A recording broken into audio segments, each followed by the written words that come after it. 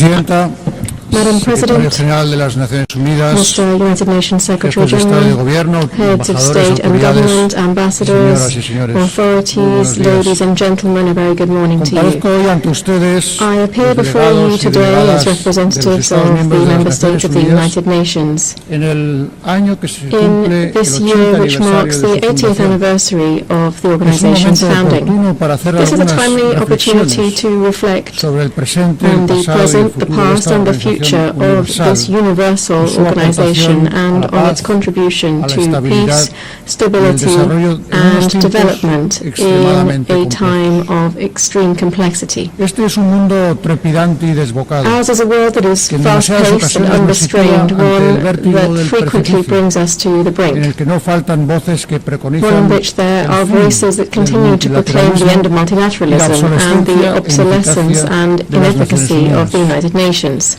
Es el efecto, se nos dice, It is said de la that this is the sustitución de una result lógica de of diálogo y replacing cooperación dialogue and por cooperation una lógica with de competencia, competition, rivalidad y rivalry, tensiones and extreme extremas. tension. No es ese el mundo al que estamos This is not the abocados, world we're heading towards, we hear. podemos decir, sino el mundo en que ya Rather, it estamos is the inmersos. world in which we are already Ante immersed. esa impresión de desmoronamiento habría que In response to aducir this sense of es evidente que los disintegration, tiempos han we must cambiado y acknowledge debemos that times have adaptarnos, indeed changed and we need to anticiparnos adapt, even sin anticipate, refugiarnos without en el idealismo, retreating la into autocomplacencia idealism, o la complacency, imprevisión. or short-sightedness. Pero es precisamente en estos But it momentos is de zozobra precisely at this cuando más time of importa leer bien las uncertainty claves that de we nuestro must tiempo, read the signs of para our no caer en time errores ya clearly cometidos, to avoid para no caer repeating en the mistakes of the entrar en past espirales and sin retorno. entering irreversible Contamos spirals. para ello con la memoria, que es la herramienta más We are útil aided para in this by cualquier memory, which is the generación most para valuable afrontar tool sus that any desafíos. generation possesses to La memoria confront del its siglo challenges. XX The memory of the nos 20th interpela cada century vez que nos reunimos calls to en us esta each Asamblea time that we General. gather in this Nos General recuerda Assembly. para qué se It creó reminds us esta casa de la why comunidad this House of the internacional, International Community en was qué created, circunstancias nació, under which qué circumstances oscuros it was capítulos de la born, historia and which procuró dark cerrar chapters of history definitivamente. it sought to close definitively. Conviene dejar que resuenen de nuevo las Let palabras us iniciales hear del in this preámbulo hall once de la more Carta the de las opening Naciones words of the Unidas, preamble to the las Charter of que the United comienzan Nations. con They nosotros, begin, los pueblos de we, las the Naciones peoples of the Unidas, United Nations, resueltos a determined preservar to save a las succeeding generaciones venideras del generations flagelo from de the la guerra. scourge of war. ¿Cuál de las grandes palabras recogidas Which en of the este great preámbulo, ideals la enshrined paz, la therein, dignidad, peace, la dignity, justicia, el progreso, equality, ha justice, dejado de estar progress, vigente, has de ceased to be suponer una relevant or to exigencia ética represent an inaplazable? ethical imperative? ¿En cuál de esos caminos hemos avanzado lo bastante en On estas which of these 8 paths décadas have we advanced para poder dar sufficiently por over these concluida 8 decades la to be senda del able to multilateralismo y declare la that the cooperación? journey of multilateralism and cooperation is complete? En el silencio ante esas The preguntas está la silence mayor in prueba de que las response to Naciones these Unidas no questions solo is the siguen clearest siendo evidence that útiles, the United Nations son is not only imprescindibles, useful, it is son insustituibles. indispensable and irreplaceable. Creer en las Naciones Unidas es creer con firmeza Believing en in the la United Nations universalidad de is los believing principios y firmly valores in the recogidos en universality su of the Carta principles and values y la enshrined in its Declaración Charter Universal and de los in the Derechos Universal Humanos. Declaration of Human Rights. Es eludir It la is tentación de to modularlos resist con the temptation particularismos, of diluting con them with relativismos, specifics, con relativisms, excepciones. or exceptions. porque la dignidad del ser humano no es Because the negociable. dignity of the human being is Creer en las non-negotiable. Naciones Unidas es también creer en Believing un in the mundo United basado en Nations is also normas, believing in a rules-based normas generan world. conductas Rules shape a las que se behaviors ciñe la to enorme which mayoría the de los vast actores majority of internacionales. international actors adhere. Incluso cuando se incumplen o se vulneran, Even when they hay base para are breached, they reivindicarlas, provide a para basis for hacerlas valer. accountability and Las enforcement. normas son la voz de la Rules are razón the voice of aplicada a las reason relaciones internacionales used in international mejor relations. defensa They are the best que tenemos defense ante la ley del against más the law of fuerte. the strongest.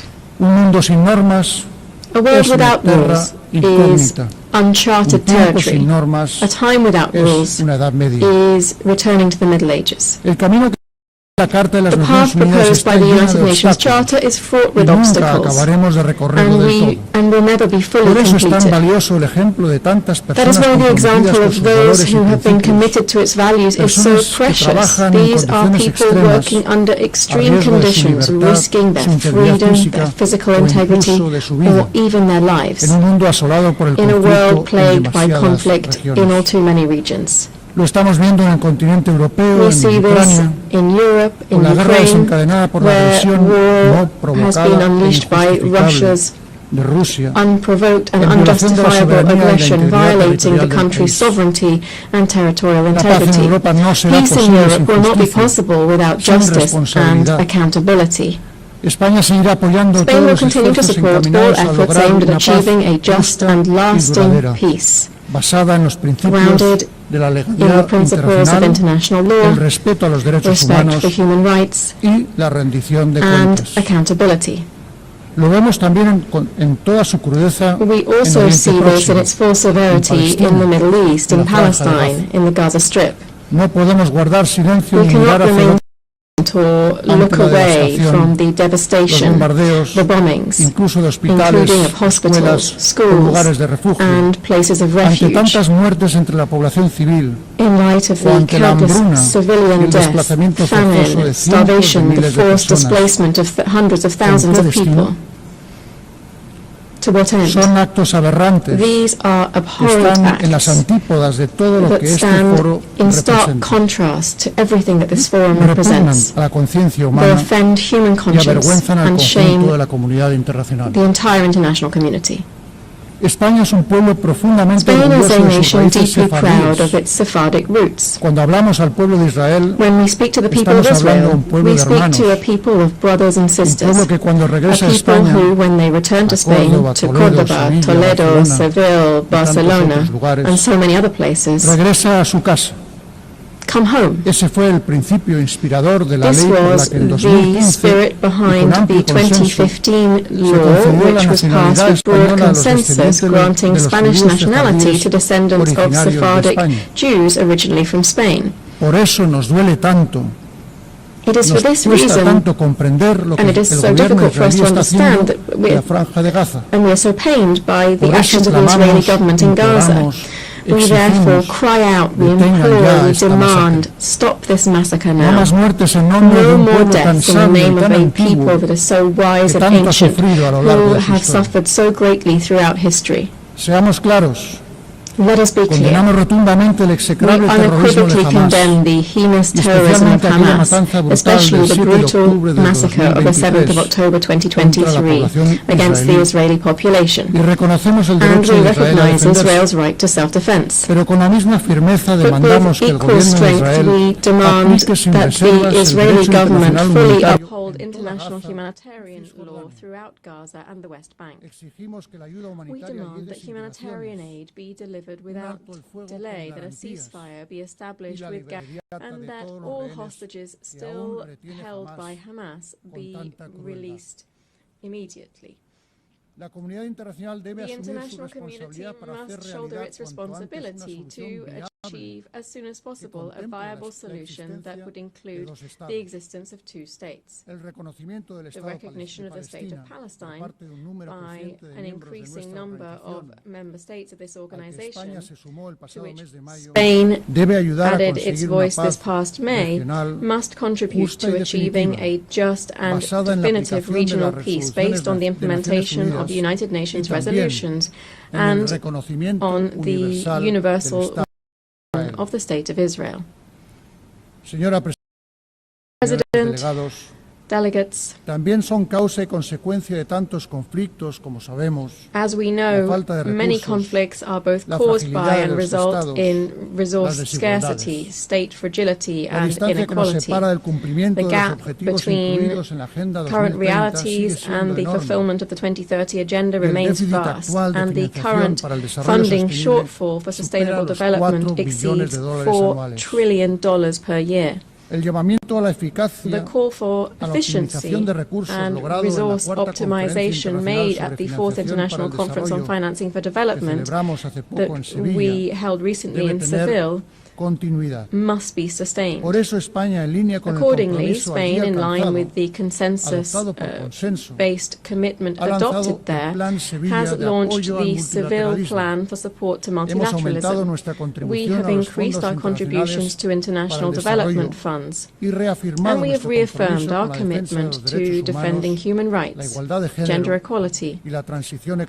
ecológica, the que environmental son transition, elementos centrales which y are distintivos de central and nuestra distinctive política elements exterior. of our foreign policy. Me referiré con brevedad a Allow me cada to uno de estos briefly tres address ámbitos. each of these three areas. En primer lugar, First, los derechos humanos. human rights. España es desde este año Spain miembro del is, as Consejo of this de year, Derechos a member Humanos, of the Human Rights lo que nos Council, permitirá seguir trabajando en enabling us causas to tales continue como la lucha advancing contra el causes such as the racismo, fight against la racism, erradicación de la pena de muerte the abolition of y the la death promoción de los penalty, derechos and the económicos, promotion sociales of y economic, social, culturales, and cultural y rights, persistir while at the en same el time combate contra persisting todo in the tipo de struggle against discriminación. all forms of discrimination. Porque somos partidarios de las sociedades plurales, Because we abiertas, support plural, donde todos los open ciudadanos societies participan. in which all citizens Y nos participate, preocupa la erosión de and las we are democracias, concerned by the erosion la of desafección democracies, que the advertimos hacia growing valores disaffection esenciales towards values that para are la essential convivencia to democrática. democratic coexistence. En estos tiempos confusos In these que ponen confusing a prueba la times which are capacidad de diálogo, testing our capacity cuando for más fieles dialogue, debemos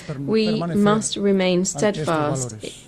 in our commitment to these values. En sintonía con esos In harmony with principios, these principles, creemos que la we inmigración believe adecuadamente that gestionada immigration, es un when vector de properly desarrollo managed, mutuo is para a las vector sociedades of de mutual origen, development for de countries tránsito of y origin, destino, transit, y and que los host derechos humanos de countries. los migrantes deben ser, en We believe that the consecuencia, human rights of la migrants must referencia therefore be principal the de nuestra principal acción. reference Por for eso our apoyamos actions. con convicción plena Therefore, we fully la support aplicación del the Pacto Mundial implementation of the Migratorio Global y el Pacto Compact Mundial on de Migration Refugiados. and the Global Compact on Refugees. Quiero referirme en segundo lugar a la Secondly, I igualdad wish de to género. refer to gender equality. Este año, en que se cumple el 30 aniversario de This la year marks the Declaración y 30th Plataforma de anniversary of Acción the de Beijing Beijing, Declaration and es una nueva Platform for oportunidad Action. para renovar nuestro compromiso It con is la therefore igualdad real a y fresh efectiva, opportunity to reaffirm que our no es commitment to solo un real paso and adelante en effective materia de derechos equality. This humanos, is not merely a sino step ante forward in todo human una rights, cuestión but de above justicia. all, a matter of justice. España aspira Spain a seguir aspires siendo un referente to global en remain temas como la a lucha por los global derechos beacon sexuales y in areas reproductivos, such as sexual and contra la reproductive violencia rights, sexual the fight y de against género, sexual and gender-based por la violence, mayor participación and de las the mujeres en increased posiciones participation de of women liderazgo in leadership y los roles procesos and de toma in decision-making de decisiones. processes.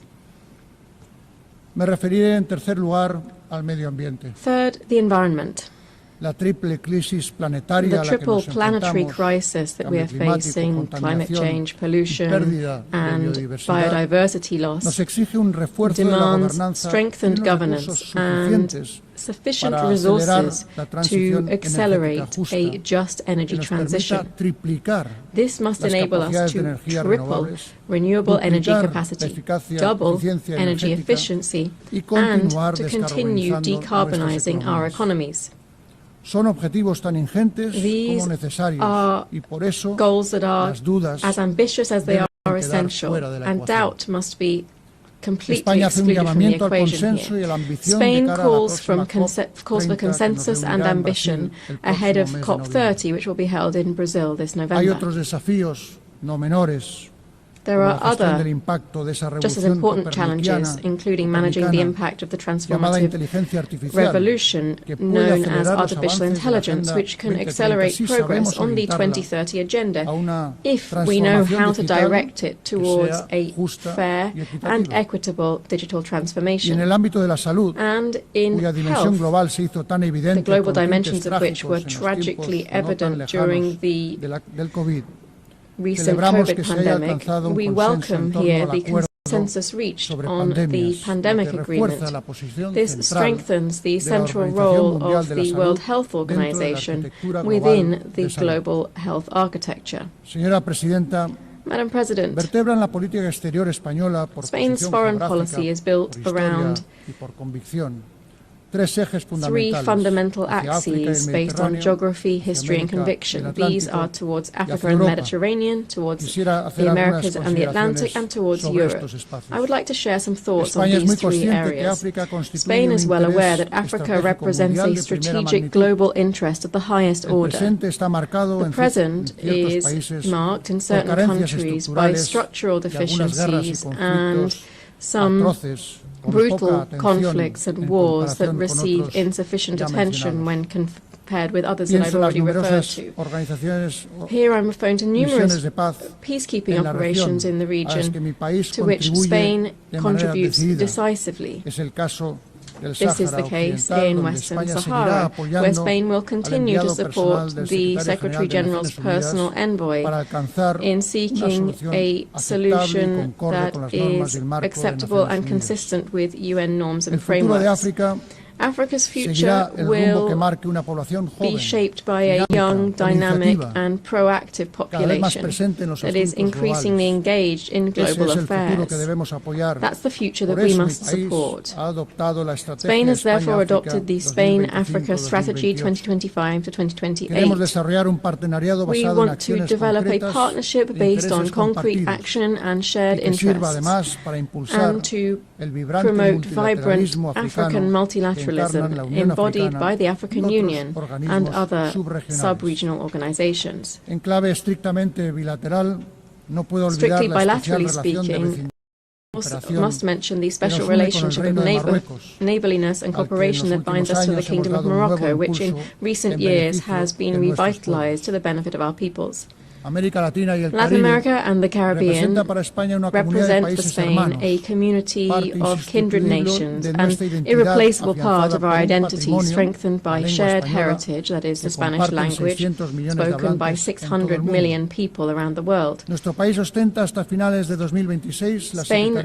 holds the pro tempore secretariat of the Ibero-American Community of Nations until the end of 2026, and Madrid will hold the next Ibero-American Summit. We will continue to support the EU's engagement in the region, which will culminate this year in the EU CELAC summit that will be held in Colombia next month, November. The European Union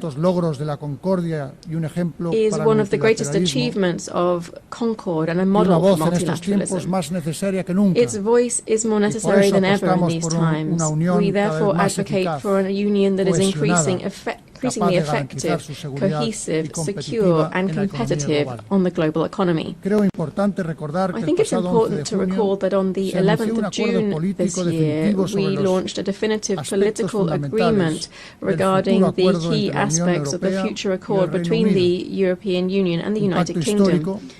This was a historic agreement that respects Spain's position on sovereignty and jurisdiction over Gibraltar, which will bring confidence, legal certainty and stability to the lives of the populations of the Campo de Gibraltar and Gibraltar itself.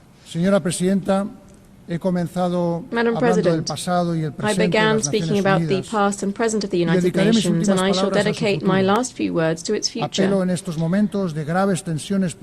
these times of severe budgetary constraints, I call on all member states to reaffirm their commitment to this organization.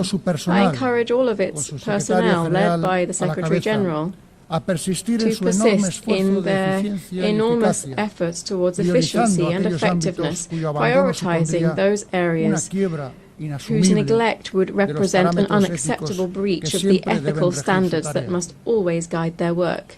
We continue to believe in the need to advance reform initiatives, and we offer our capacity for dialogue and consensus building, as well as our firm multilateral conviction in this endeavor. On this 80th anniversary, which coincides with the 70th anniversary of Spain's accession to the organization, I wish, Madam President, to renew my country's recognition of all of the men and women working within the United Nations. You are the custodians of the memory of the 20th century, and the guardians of the hopes invested in the 21st. And it is now, when so many questions are surrounding multilateralism and cooperation, that we need you most. Thank you very much.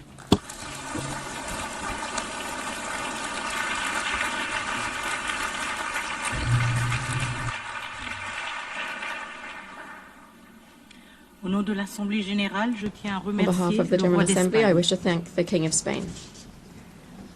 L'Assemblée va entendre l'allocution de son Excellence, Monsieur Volodymyr Zelensky, président de l'Ukraine. Je prie le protocole de bien vouloir accompagner son Excellence que j'invite à prendre la parole devant l'Assemblée.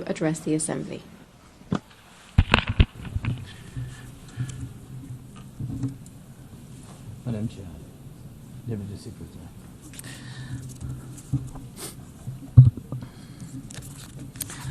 Dear leaders, dear friends, and all those who can become our friends, because you want safety and peace just as much as we do.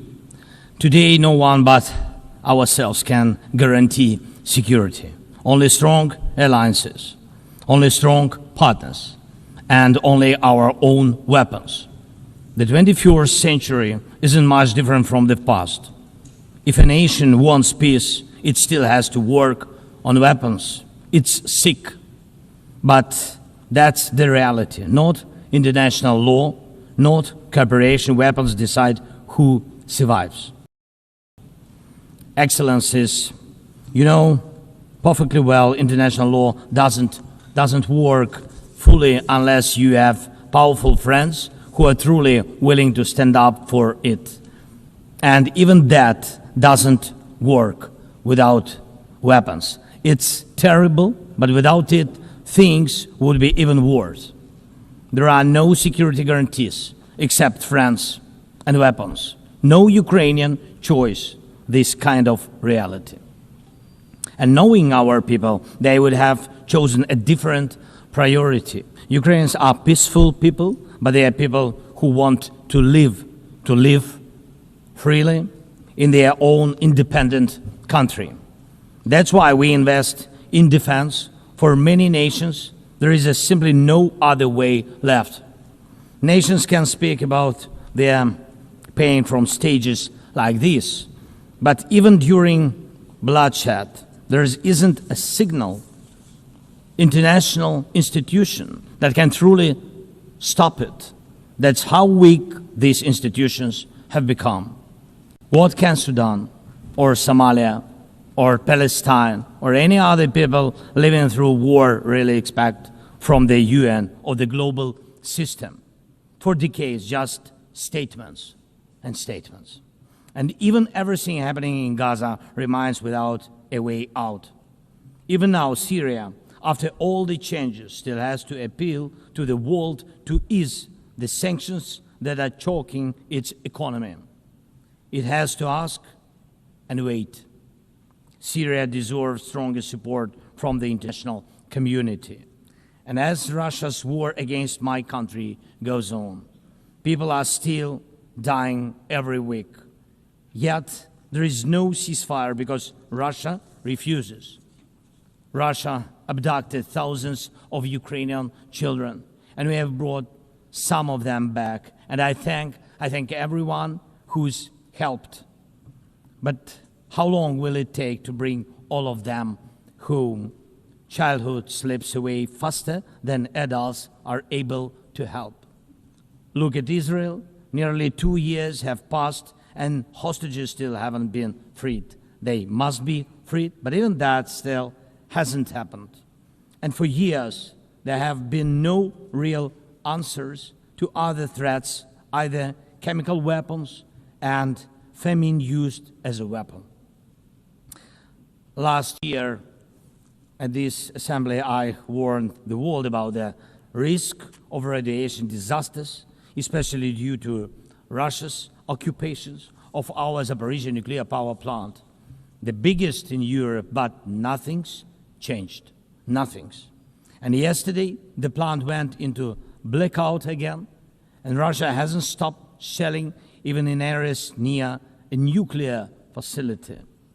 And because of international institutions are too weak, this madness continues. Even being part of a long-standing military alliance doesn't automatically mean you are safe. Just recently, 19 simple Russian drones violated Polish airspace, and only 4 were shut down. Luckily, they were not shaheeds or even worse. Otherwise, the results would have been horrific. Estonia had to call a UN Security Council meeting for the first time in history because Russian fighter jets deliberately entered its airspace. Moldova is defending itself again from Russia's interference. We are helping Moldova, and Russia's trying to do to Moldova what Iran once did to Lebanon. And the global response, again, not enough. We have already lost Georgia in Europe. Human rights and the European nature of the state system are only shrinking there. Georgia is dependent on Russia. And for many, many years, Belarus has also been moving toward dependence on Russia. Europe cannot afford to lose Moldova too. It's important to remember how the world once ignored the need to help Georgia after Russia's attack, and how the moment was missed with Belarus. How Moldova must not be lost. And for Europe, supporting Moldova's stability is not costly, but failing to do so would come at a much higher price. That's why the EU needs to help Moldova now with funding and energy support, not just words or political gestures. We must not forget about protecting the rights of people and the rights of nations in regions where these rights are under threat. The UN Charter and the Universal Declaration of Human Rights must apply everywhere. But the Taliban in Afghanistan dragged a whole country back into the dark ages. Cartels in some Latin America countries are more powerful than the government there. This is all about collapse of international law and the weakness of the international institutions. And so it's about the rise of weapons. Weapons decide who survives. Excellencies, yesterday President Trump stood right here in this hall, and God saved him from a murder attempt during the campaign. A shot was fired from a rifle, and just a fraction of an inch saved his life. Just days ago, President, along with hundreds of thousands of Americans, honored the memory of Charlie Kirk.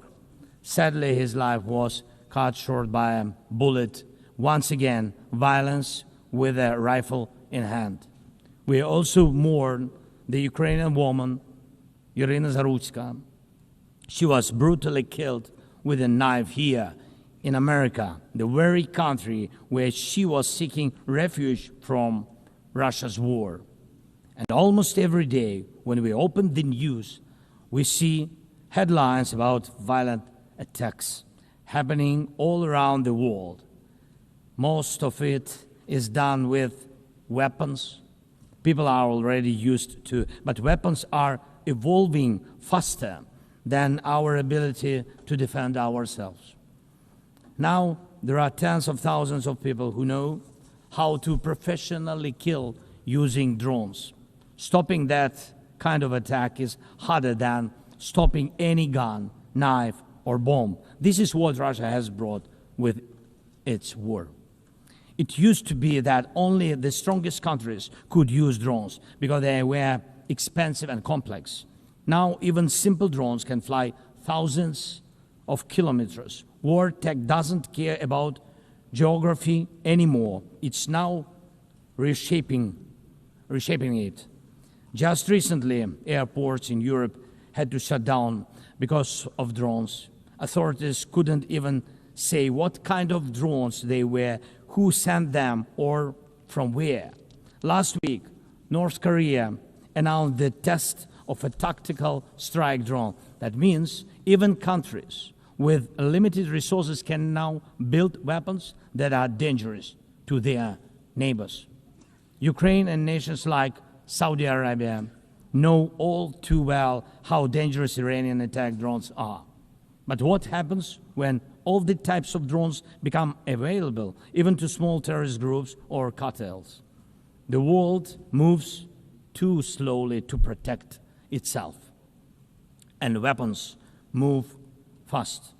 Now companies are already working on drones that can shoot down other drones, and it's only a matter of time, not much, before drones are fighting drones, attacking critical infrastructure and targeting people all by themselves, fully autonomous and no human involved except the few who control AI systems.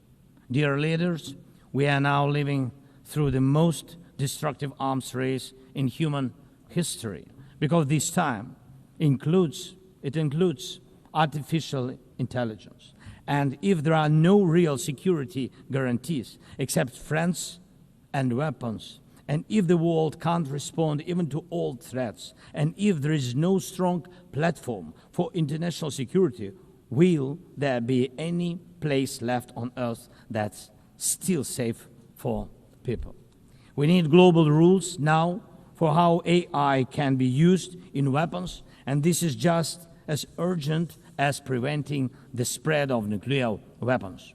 We need to restore international cooperation, real working cooperation for peace and for security. A few years from now might already be too late.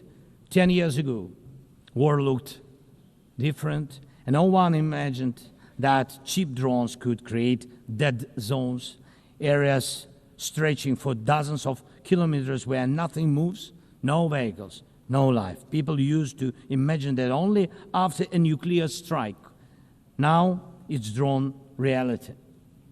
Mass-produced, simple drones, and without AI yet.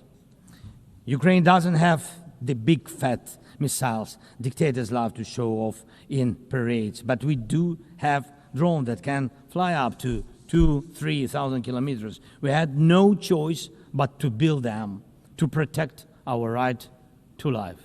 Control over the sea used to depend on having a big navy. Ukraine doesn't have a big fleet, but we succeeded.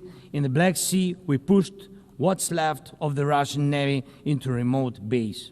And we did it with sea drones. That's how we protect our ports and maritime trade routes, because Russia has left us no other choice. And our spiderweb operation, when cheap drones destroyed or damaged dozens of expensive Russian strategic bombers, became a real example for special forces around the world of what new weapons can do to old systems. These very Russian bombers attacked our cities.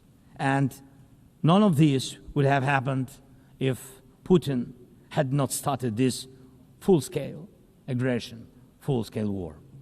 And every year that this war goes on, weapons become even more deadly.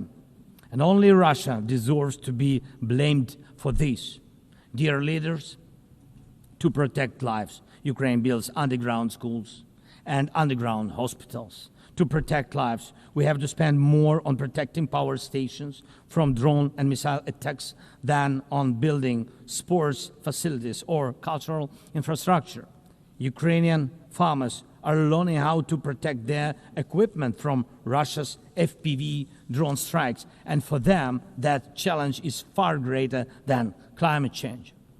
Russia's war has put us in this situation, but do you have protection against similar threats? The facts are simple.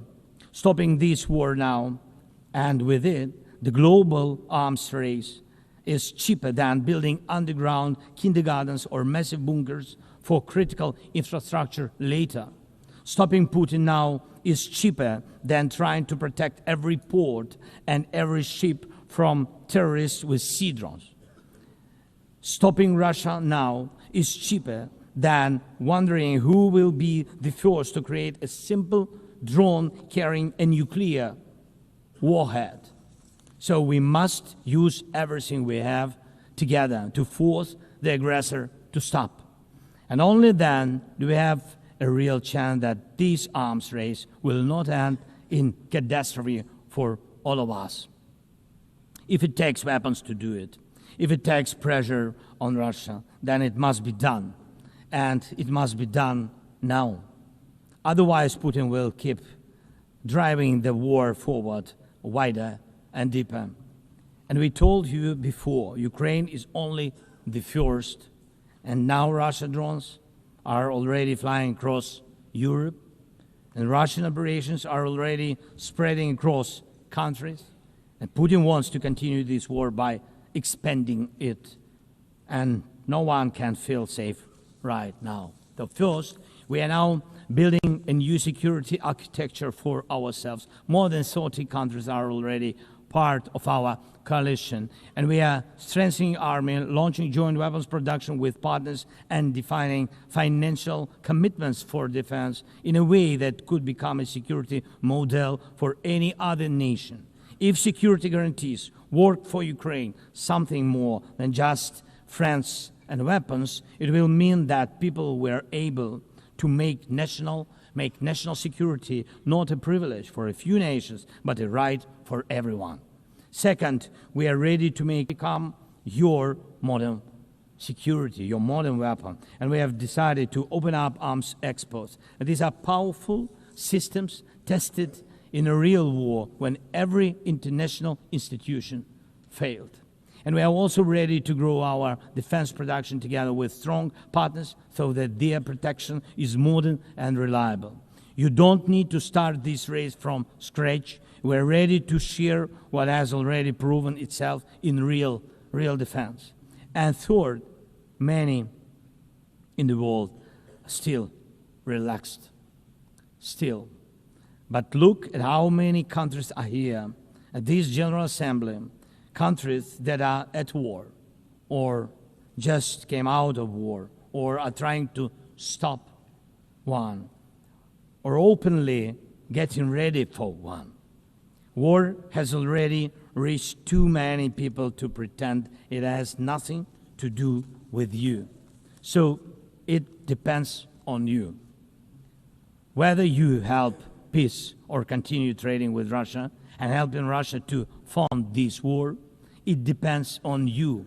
Whether prisoners of war will be freed, whether abducted children will come home, whether hostages will be free, it depends on you. What will define existence? War like now, or our joint strong actions as it should be? Yesterday we had a good meeting with President Trump, and I also spoke with many other strong leaders, and together we can change a lot. Of course, we are doing everything to make sure Europe truly helps. And of course, we count on the United States. I appreciate the support we are receiving. Yes, much depends on the G7 and G20, but in the end, peace depends on all of us, on the United Nations. So don't stay silent while Russia keeps dragging this war on. Please speak out and condemn it. Please join us in defending life and international law and order. People are waiting for action. Thank you so much. Slava Ukraini.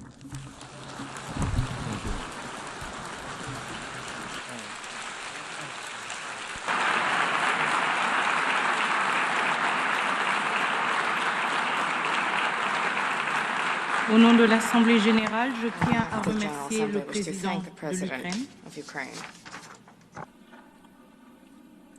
L'Assemblée va entendre l'allocution de son Altesse Sérénissime, le Prince Albert II, sovereign prince of Monaco. Je prie le protocole de bien vouloir accompagner son Altesse Sérénissime, que j'invite à prendre la parole devant l'Assemblée.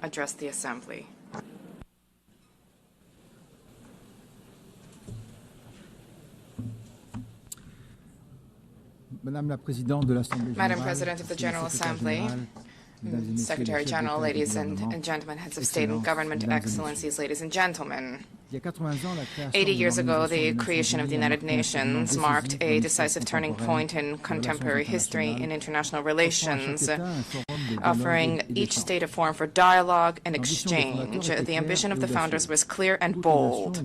All nations, large and small, need to be able to participate on equal footing in crafting collective solutions, equality, respect, dialogue. This is the heart of the multilateral spirit and underpinning the values where Monaco found its place within the concert of nations.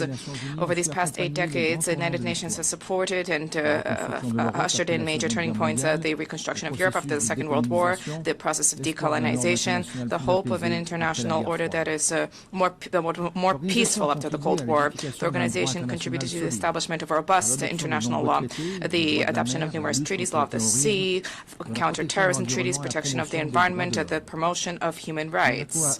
Monaco ratified more than 270 of these treaties, which, beyond their symbolic dimension, govern the day-to-day lives of our population. The UN also played a key role in the maintenance of international peace and security. On all continents, these operations help to prevent conflict and to support democratic transitions. International justice, specifically through the judgments rendered by the International Criminal Tribunals, have been significant sources of progress in combating impunity for the gravest crimes, and the International Court of Justice remains a pillar when it comes to peaceful resolution of disputes. The United Nations has been a pioneer in ecological awareness, raising the protection of our planet, mobilizing governments, scientists, civil society to put together concerted strategies, and these are issues which are of tremendous importance to us. The UN has shed light on the role of sports as a vector for peace, for inclusion, for development. Our principally welcomes the fact that sport is increasingly taking pride of place in the work of the organization. Madam President, we are cognizant of the progress that has been made over the past 8 decades, and yet we have more challenges to surmount, which requires resolute collective action. The progress that we have made is significant, but we have a grim reality. We are in a multipolar world where international realities are significant. There are proliferation of peacekeeping operations show that dialogue and preventive diplomacy, unfortunately, do not always generate the anticipated results. International security is today gravely imperiled. International tensions and conflicts are spreading in all 4 corners of the world, and this makes it all the more necessary for there to be a reaffirmation of the core principles of the United Nations: sovereignty of states, peaceful dispute resolution, respect for international law and human rights. In this regard, the Principality of Monaco firmly condemns the war of aggression targeting Ukraine and the suffering this has inflicted upon civilian populations, and I reiterated this message just now to President Zelensky. I cherish the hope that a just and lasting negotiated peace agreement can be found soon to guarantee security and to rise to the expectations of the Ukrainian people. In the Middle East, violence has generated unacceptable human suffering, casualties. The risk of regional conflagration requires that there be an immediate de-escalation, protection of civilians, the unimpeded delivery of humanitarian assistance, and a sincere relaunch of the peace process on the basis of the 2 states. Peace is not a utopia. Peace is an overriding necessity.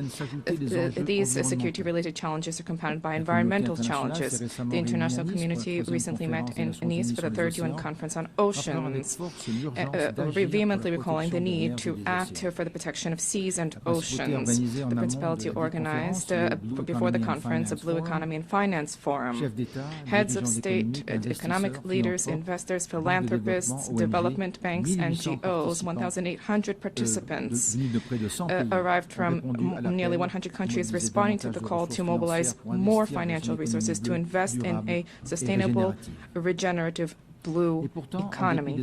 And yet, the commitments made notwithstanding, there are still challenges. BBNJ was adopted in January last, and this should lead us to implement immediately measures for the conservation and sustainable use of the diversity in the high seas. The fight against climate change is a responsibility, a historic responsibility. Acceleration of extreme events requires credible, immediate finance advanced responses. We are traversing a significant difficulties. There is science which is accessible, abundant, more reliable than ever before. The Paris Agreement, the 10th anniversary of which we are marking this year, provides a structured, transparent framework which should generate a robust trust among all stakeholders. This year, new nationally determined contributions have been published. And this is a reflection of the need to be more and more ambitious. I wish to recall that these ambitions carry moral significance, particularly vis-à-vis young people and succeeding generation, but also, as was recently recalled by the ICJ in the advisory opinion. And in this regard, and in accordance with the new collective goal for financing, which was adopted in Baku last year, I decided that my country will double specific financing under climate agreements, and this is by 2028. Let us not forget that there's a need to invest in countering climate change, but there's a need to take into account the depletion of biodiversity throughout the world. COP17 and the Biological Diversity Convention, October 2026, will be held in Yerevan. This is a key opportunity to transform the commitments into reality, specifically when it comes to financing and meaningful protection of ecosystems. Madam President, we cannot pass over in silence the alarming setbacks in human rights. Freedom, the repression of freedom, civil society, excessive use of force, these are all undermining the very basis of civilizations and are resulting in a loss of trust of citizens vis-à-vis systems. Women's rights are a key pillar for peace, for development, and for justice. 30 years after the Beijing conference, gender equality between men and women has still not been fully universally attained, and this remains a key priority, which is something we need to reaffirm. There's an urgent need to generate collective commitment to combat violence against women and girls and against all kinds of persecution which they endure, including in conflict-affected areas. No society can be prosperous if such inequality persists there. Likewise, no society can develop without taking care of its young population, because young people are not just the future of the world. Young people are the present. 30 years after the World Youth Program, it is incumbent upon us to raise the role of young people in discussions on the economy, civic life, access to education, employment, digital issues. This is not a privilege, this is a right. Madam President, public global health is key.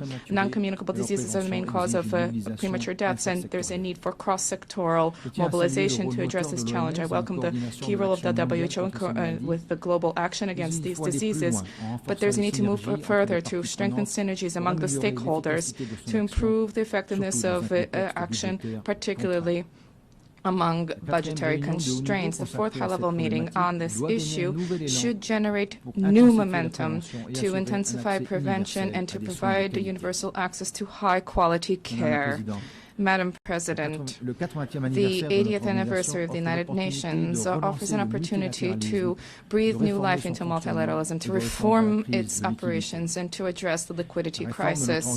Reform of the United Nations should restore people's trust and to establish an effective structure based on core values. The United Nations is the only universal body which is capable of defending sovereignty of states and embodies the ideal of cooperation amongst people. But this is not only at the UN headquarters. The specialized institutions, UNESCO, FAO, and IAEA, and many others. These all play a critical role by providing concrete support for environmental, educational, and social policies of states, helping them to fully meet their responsibility without duplication of mandates in New York. And let us recenter the work of our organization to focus on the priorities enshrined in the Charter.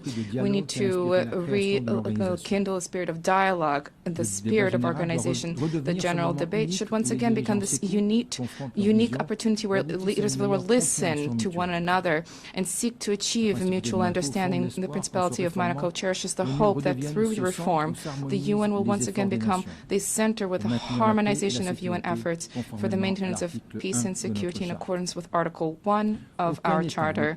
No state alone can resolve the crisis plaguing our times. It's by sharing ideas, resources, and willingness that we can together build a future of peace, of lasting peace, because together we are better. Thank you.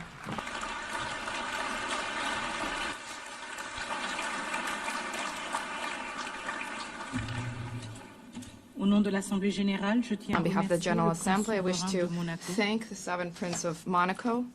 The Assembly will hear an address by His Excellency Masoud Pezeshkian, President of the Islamic Republic of Iran.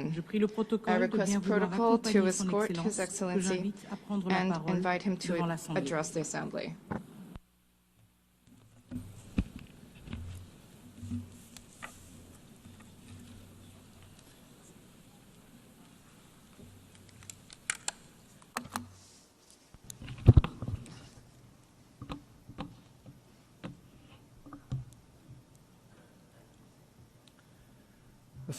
In the name of God, the most compassionate, the most merciful, Mr. Secretary General, Madam President, distinguished representatives, ladies and gentlemen, the theme of this year, and I quote, "Better together, 80 years and more of peace, development, and human rights," unquote, is in truth a summons to solidarity and to a shared vision of a brighter future. Our religious conviction, as well as the call of the prophets, rests upon the equality of the rights of all human beings. That which renders man more worthy is piety, namely truthfulness, wisdom, purity, and benevolence. The bedrock of all divine religions and of the human conscience is this golden maxim: that which you would not approve for yourself, do not approve for others. Jesus Christ, peace be upon him, once said, "Act towards others as you would have them act towards you." The Prophet of Islam, peace be upon him, said, "None of you is a true believer unless he desires for others what he desires for himself." The sage Hillel, the elder, expressed the essence of the Torah as such: that which is hateful unto thee, do not do unto thy fellow. In the traditions of the Orient, likewise, the central teaching is this very principle, and secular schools of ethics grounded in reason and conscience have arrived at the same conclusion. Excellencies, is this the state of our world? Let us behold the past 2 years. The world in these 2 years was witness to genocide in Gaza, was witness to the destruction of homes and repeated violation of sovereignty and territorial integrity in Lebanon, was witness to the devastation of Syria's infrastructure, was witness to assault against the people of Yemen, was witness to the forced starvation of emaciated children in the arms of their mothers, was witness to the assassination of Iran's scientists, was witness to the surreptitious raids infringing upon the sovereignty of nations, violating the territorial integrity of states, and openly targeting leaders of people. And all of this under the full support of the most heavily armed regime in the face of the earth, and under the pretext of self-defense. Would you countenance such things for yourselves? Who is the disturber of the stability of the region and the world? Who is the actual threat against international peace and security?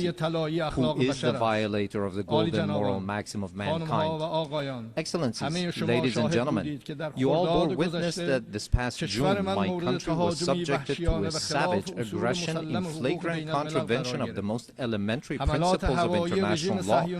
The aerial assaults of the Zionist regime and the United States of America against Iran's cities, homes, and infrastructures, precisely at a time when we were treading the path of diplomatic negotiations, constituted a grave betrayal of diplomacy and a subversion of efforts towards the establishment of stability and peace. This brazen act of aggression, in addition to martyring a number of commanders, citizens, children, women, scientists, and intellectual elites of my country, inflicted a grievous blow upon international trust and the very prospect of peace in the region.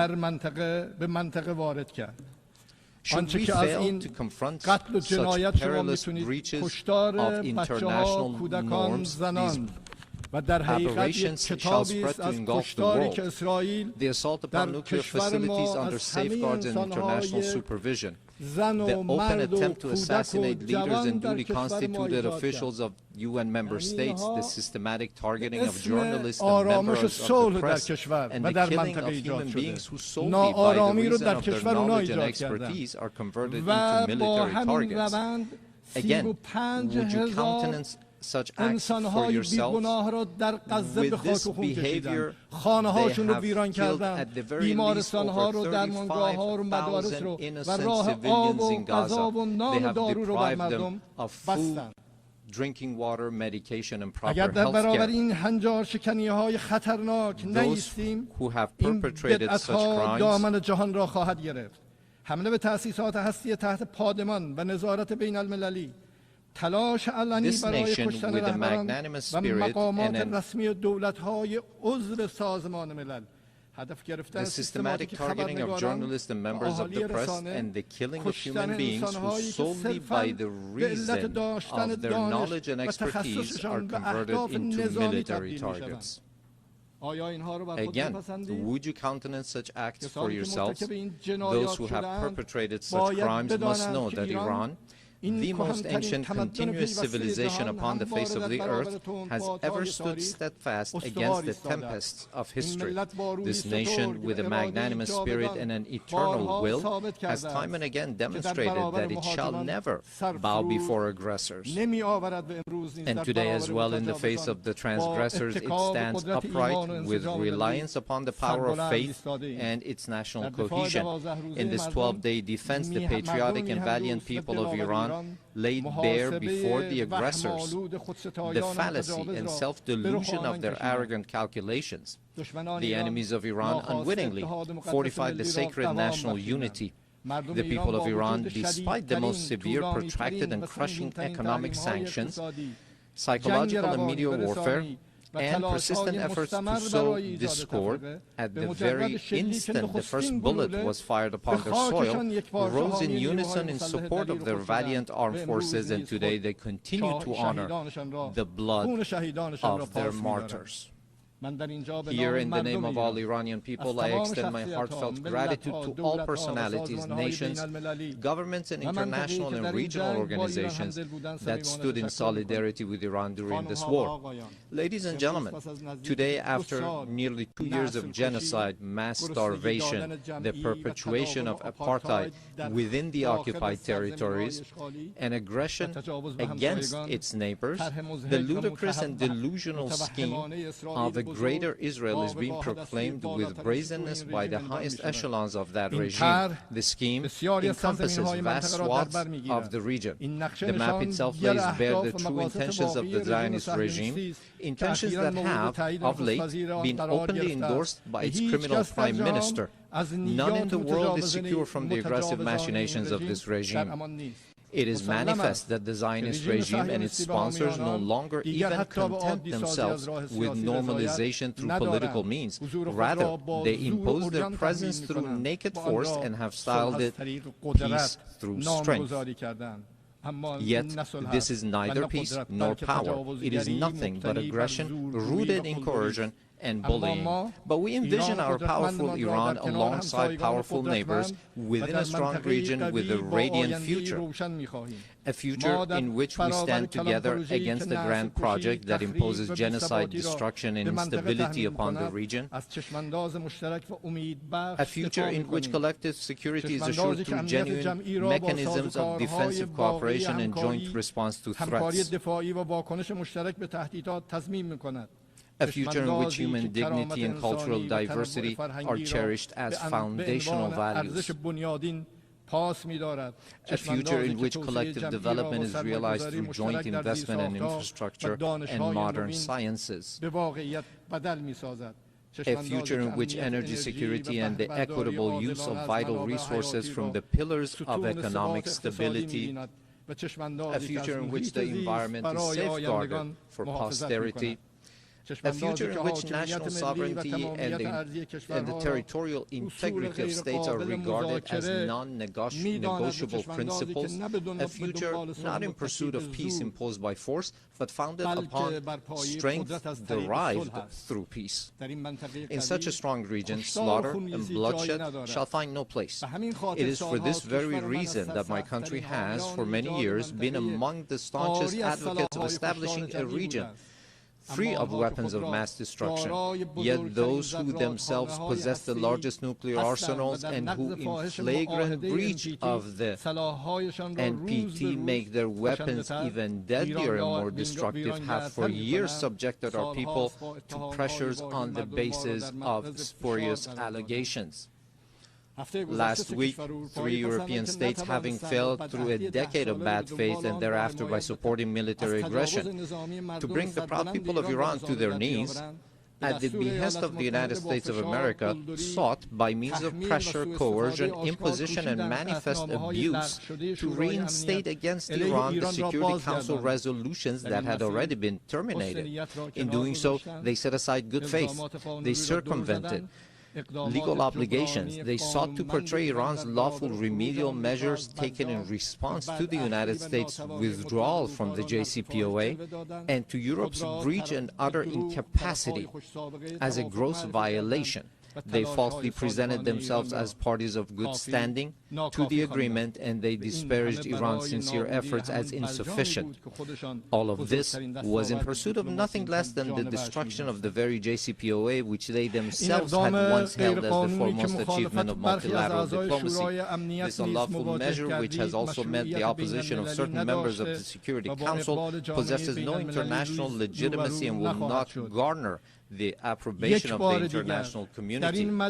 I hereby declare once more before this assembly that Iran has never sought and will never seek to build a nuclear bomb.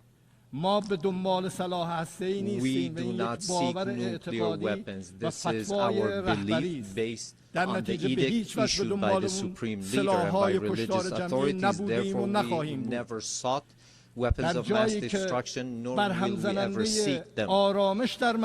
Whereas those who disturb the peace and stability in the region lies in Israel, but Iran is the one that is being punished for those actions. There is a poem that roughly says something to the effect that someone on one side of the world does something to disturb the peace and someone else is punished for those actions. Ladies and gentlemen, the Islamic Republic of Iran welcomes peace and stability. We believe that the future of our region and of the world must be built upon cooperation, trust, and shared development. In this framework, Iran supports the peace process between the Republic of Azerbaijan and the Republic of Armenia and hopes that its outcome shall be enduring and serve as a foundation for improved relations between these two neighboring states. Iran also hopes that the efforts to bring an end to the war in Ukraine may result in a just and lasting agreement between Russia and Ukraine and bring solace to the human suffering caused by this crisis. Iran welcomes the defensive pact between the two brotherly Muslim countries, the Kingdom of Saudi Arabia and the Islamic Republic of Pakistan, as a beginning for a comprehensive regional security system with the cooperation of the Muslim states of West Asia in the political, security, and defense domains. Finally, Iran condemns the criminal aggression of the Israeli regime against Qatar, which resulted in the martyrdom of a number of Palestinian and Qatari nationals, and declares its support and solidarity with the government and people of Qatar. Ladies and gentlemen, true security is not achieved through force, but through confidence-building, mutual respect, regional convergence, and multilateralism grounded in international laws. Based on this foundation, I call upon all to practice listening to one another instead of raising voices, to re-examine the intellectual premises of polarization and political violence, which today ensnares not only the international community but also renders societies internally with tension and turmoil, to uphold as the common denominator of all beliefs and cultures the principles that whatever we do not approve for ourselves, we should not impose upon others, instead of distorting concepts and narratives with biased interpretations, to restore and rehabilitate the credibility of international laws, institutions, and mechanisms, and to commit to the establishment of a regional system of security and cooperation in West Asia. Ladies and gentlemen, we Iranians have extended our power in the world not by producing and employing nuclear weapons, nor by the slaughter of hundreds of thousands in the 20th century, nor by genocide and the imposition of starvation upon the children in Gaza in the 21st century, and not even through the historic empires of Iran, but rather through a culture of human fellowship and the message of empathy of universal sages such as Rumi, Hafiz, Sa'di, who 8 centuries ago declared that human beings are members of a whole, in creation of one essence and soul. If one member is inflicted with pain, other members uneasy will remain. If you have no sympathy for human pain, the name of human, you cannot pertain. Those criminals who bully by murdering children are not worthy of the name human being, and assuredly they shall never prove to be trustworthy partners. Relying upon its time-honored tradition of altruism and human fellowship, Iran is a steadfast partner and a trustworthy companion for all peace-seeking countries, a friendship and a partnership grounded not in fleeting expediency, but in dignity, trust, and a shared future. We, the upright people of Iran, by standing firm against lawless marauders, have surmounted with honor the injustices, discriminations, and double standards imposed upon us. And today, with an opportunity-oriented outlook, we have transformed this historic achievement of the Iranian people into a platform for a leap toward a hopeful future. Let us together with you turn threats into opportunities. I thank you.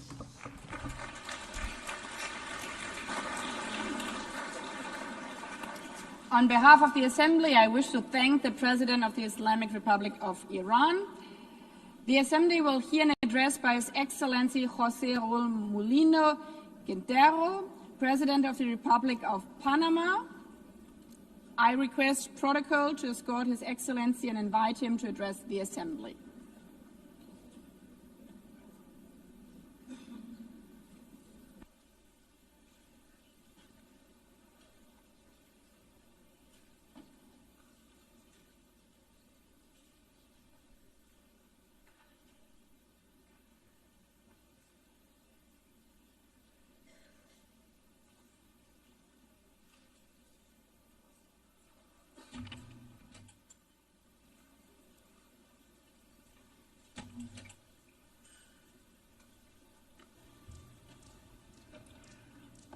Muy buenos días, A very good Señora morning, Presidenta, Madam President, distinguidos jefes de Estado, distinguished heads of state and government, honorables delegados. honorable delegates. En nombre del pueblo On behalf panameño, of the Panamanian con profundo people, respeto y with renovadas profound esperanzas, respect and renewed me hope, presento ante esta honorable I appear asamblea before this honorable en el assembly aniversario número 80 on the de esta 80th anniversary organización of this que organization, sigue siendo un faro para la which paz, remains a la beacon cooperación for y el peace, progreso. cooperation and progress. Panamá se comprometió desde la Carta de San Francisco Panama en has been committed since the signing of 1945 the Charter of San en Francisco favor in de la 1945 pacificación, to la peace seguridad, building, el security, desarrollo sostenible y los sustainable derechos development, humanos. and human rights. En estas 8 décadas, Over these 8 nuestro país decades, ha our apostado por la country has diplomacia championed multilateral multilateral y el diplomacy derecho and internacional public público como un international eje law cardinal de su as a política exterior. cornerstone of our foreign policy. La iniciativa ONU 80, The UN 80 presentada por el initiative, secretario presented general by Antonio the Guterres, Secretary General Antonio ofrece la Guterres, oportunidad de offers an reflexionar opportunity to sobre el pasado, reflect on the past, hacer un llamado de atención por las to raise amenazas del awareness presente of present para threats vislumbrar and un to futuro más envision justo. a fairer future. Tenemos la firme convicción de que hoy, We más que firmly nunca, believe that today, debemos more than fortalecer el ever, valor del we must strengthen the multilateralismo value of para multilateralism responder a los retos to y crisis respond globales to como global herramienta challenges de and mitigar las crises asimetrías as a entre tool las to naciones. mitigate asymmetries among nations. En ese sentido, In this regard, quiero destacar que I la wish to política highlight multilateral that multilateral para que policy nuestro país, contributed por to ejemplo, our lograra country's salir de las listas removal, for discriminatorias instance, from donde nos había discriminatory colocado la Unión lists Europea imposed by y the el GAFI. European Union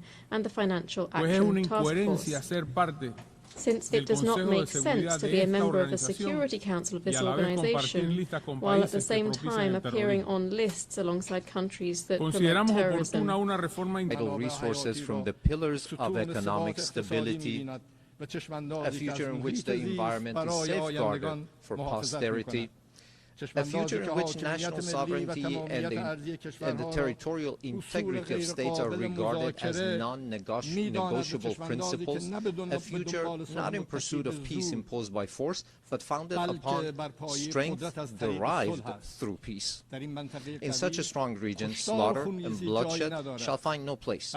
It is for this very reason that my country has, for many years, been among the staunchest advocates of establishing a region free of weapons of mass destruction, yet those who themselves possess the largest nuclear arsenals and who in flagrant breach of the NPT make their weapons even deadlier and more destructive have for years subjected our people to pressures on the basis of spurious allegations.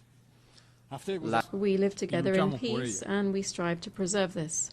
Todos estos elementos nos transforman en un actor principal a nivel mundial y debemos tener la representación de acuerdo a nuestro rol e importancia global, cumpliendo con su labor de contener in line with our mission to contain and prevent the tragic outcome of a global war, which was its fundamental raison d'être. The United Nations is also facing a challenge of promoting urgent action to achieve the Sustainable Development Goals.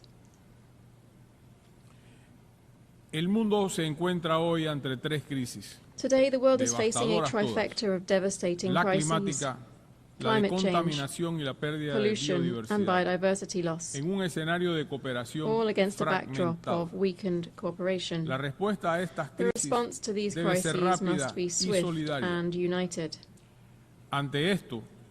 In response, Panama has put forward its Nature Pledge, which is our pact with nature. This is a new way of understanding environmental and climate policy, integrating our obligations on climate, biodiversity, and land into a single national commitment. In practice, Panama is pledging to curb its emissions by 2035.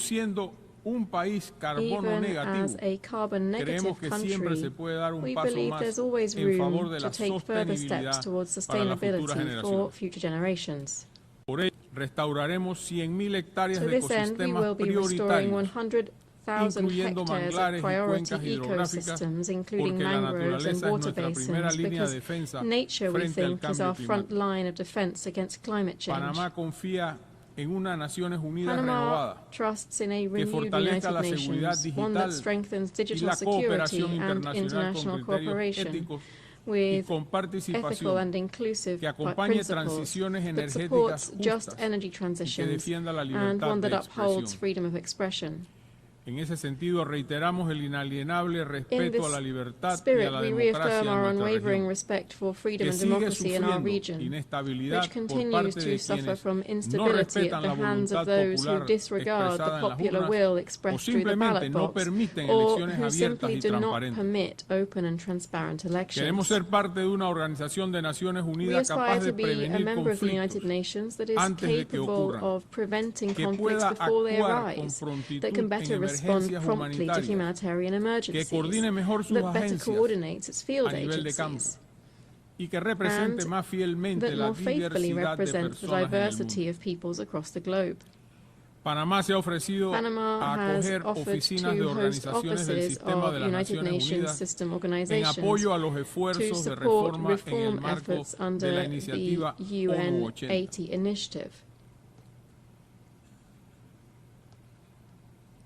También quiero expresar hoy mi solidaridad con el pueblo japonés en ocasión de cumplirse 23 años de la admisión por parte de Corea del Norte del secuestro de al menos 17 ciudadanos japoneses. El mundo necesita saber la verdad para que estos hechos no se repitan. Y Japón merece Japan justicia. deserves justice. Señores y señoras, Ladies and gentlemen, no puedo dejar pasar esta oportunidad para destacar que hemos I cannot let this cumplido opportunity en un pass cuarto without de siglo highlighting desde que that nuestro we have canal now pasó a completed a manos quarter panameñas. century since our canal A was partir del transferred into 31 de Panamanian diciembre de hands.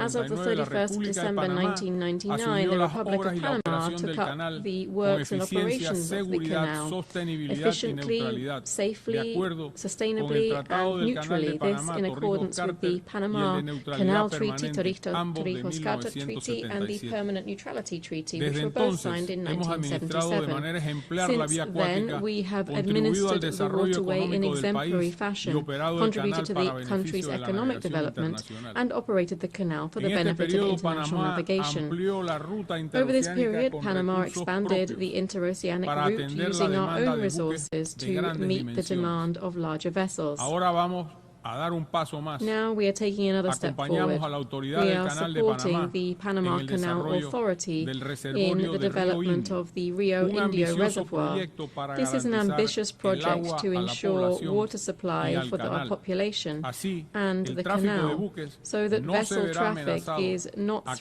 threatened las by sequías que recurring azotan de tiempo en tiempo nuestra región. droughts in our region.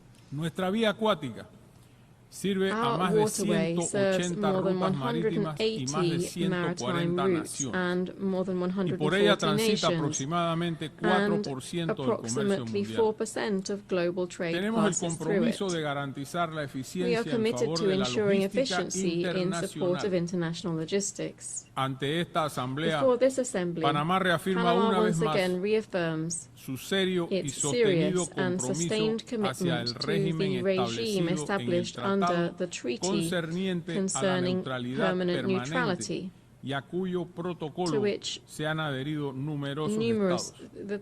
the protocol of which La numerous states have neutralidad es la adhered to. fórmula más adecuada para Neutrality is the proteger la best seguridad formula de to nuestro safeguard canal, the security of our un bien de canal, utilidad a global. global public good. El Canal de Panamá The neutral, Panama Canal abierto al is mundo neutral, y open to the facilitador world, de un and comercio a internacional facilitator más of more integrado, integrated international es y trade. seguirá siendo It panameño. is and shall remain Panamanian. Señoras y señores, Ladies and gentlemen, Panamá, como es sabido, mantiene un Panama, asiento as no you permanente know, en el holds a Consejo de non-permanent Seguridad de seat on the Naciones United Unidas Nations para Security el periodo Council for the 2025 y 2025-2026 El term. pasado mes de agosto This hemos past ejercido la August, we presidencia held the rotativa del rotating Consejo, presidency of the Security entendiéndola Council. como una We viewed this role as a responsabilidad para responsibility to mantener una voz maintain a fuerte strong en favor voice de la in paz, favor of la igualdad peace, soberana de sovereign los equality of estados, states, la justicia, justice, el derecho international law, y el respeto and a los respect pactos for entre agreements países. among nations.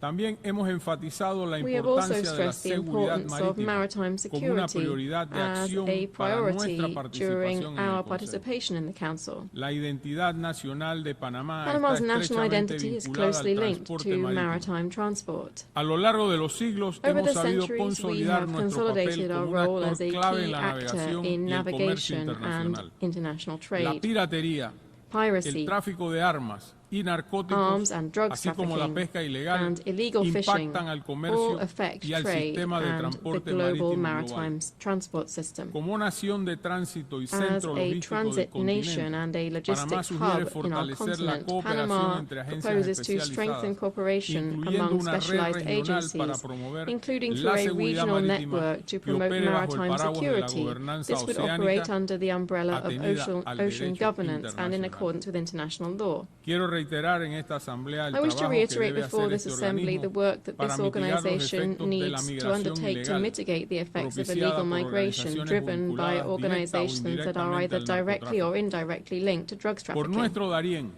frontera con Colombia, durante años pasaron For millones de years, personas. millions of people Y have en been un solo passing año through de our mi Darien gestión, region, which is on our border with redujimos a Colombia. cero el And yet, flujo in de just 1 migrantes year in hacia el office, we've reduced the flow of migrants heading Esta north to crisis se zero. resolvió That cumpliendo crisis así la was promesa de resolved, cerrar thus meeting the los promise pasos to shut ilegales down por el illegal Darién. crossings through the Darien. Las consecuencias The humanitarias y humanitarian and ambientales environmental fueron consequences extremas. were El extreme. sufrimiento de The mujeres y suffering niños of women víctimas de and abuso children y la subjected to contaminación abuse de and the una de las pollution áreas más of one diversas of the del world's mundo most biodiverse aún generan areas dolor These continue to cause pain to those of us who have had direct contact with the situation. Today we are seeing north-south migration on a much smaller scale, but which renews our commitment to the orderly transit of people so that they may return home. I must say that while the migratory crisis has been resolved, the causes of mass emigration remain unaddressed. The fact that our country has resolved this scourge doesn't mean that we should let up in our demands for concrete responses, such as in the case of the border between Haiti and the Dominican Republic, which is facing unchecked migration that also has an effect on the entire region. It's essential that we find clear solutions both for the Haitian crisis and, more generally, for effective control of migratory flows.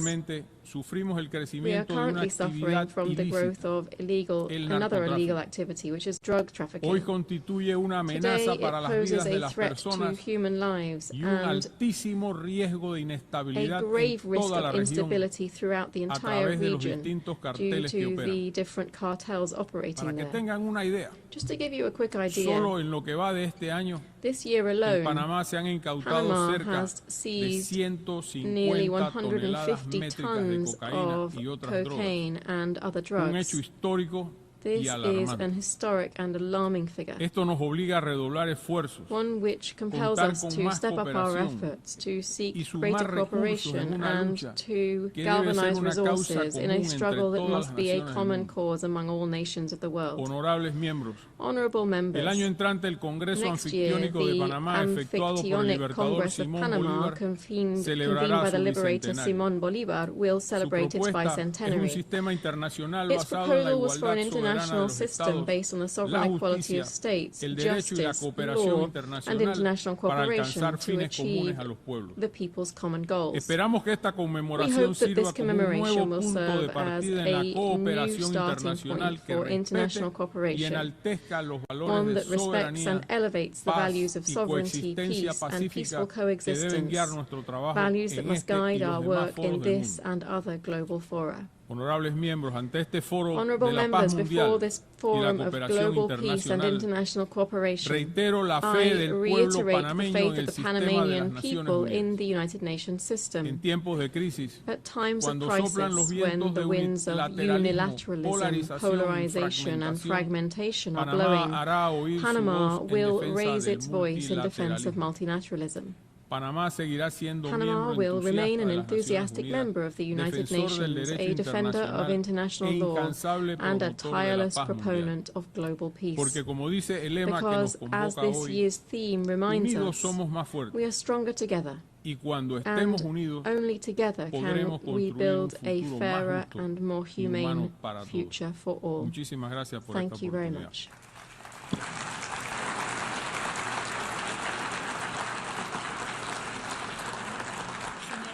Muchas gracias. On behalf of the Assembly, I wish to thank the President of the Republic of Panama. As the Assembly will hear an address by His Excellency Peter Pavel, President of the Czech Republic, I request protocol to escort His Excellency and invite him to address the Assembly.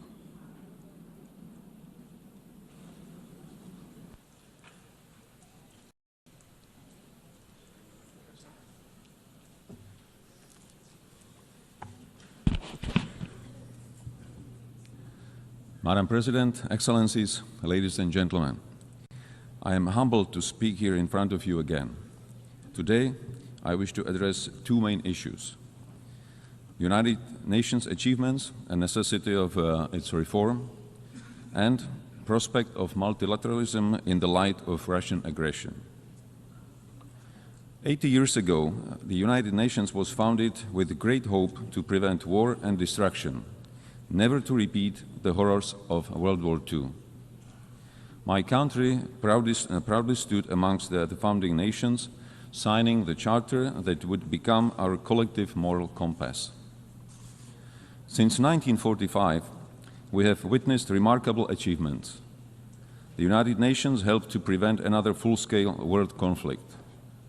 It assisted in dissolution of colonialism and rise of new sovereign countries in Asia, Africa, Europe, and Latin America.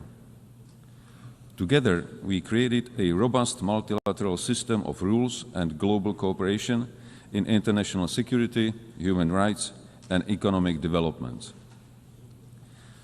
Together with the UN, we have fought famine, disease, illiteracy, and poverty in some of the world's most vulnerable regions.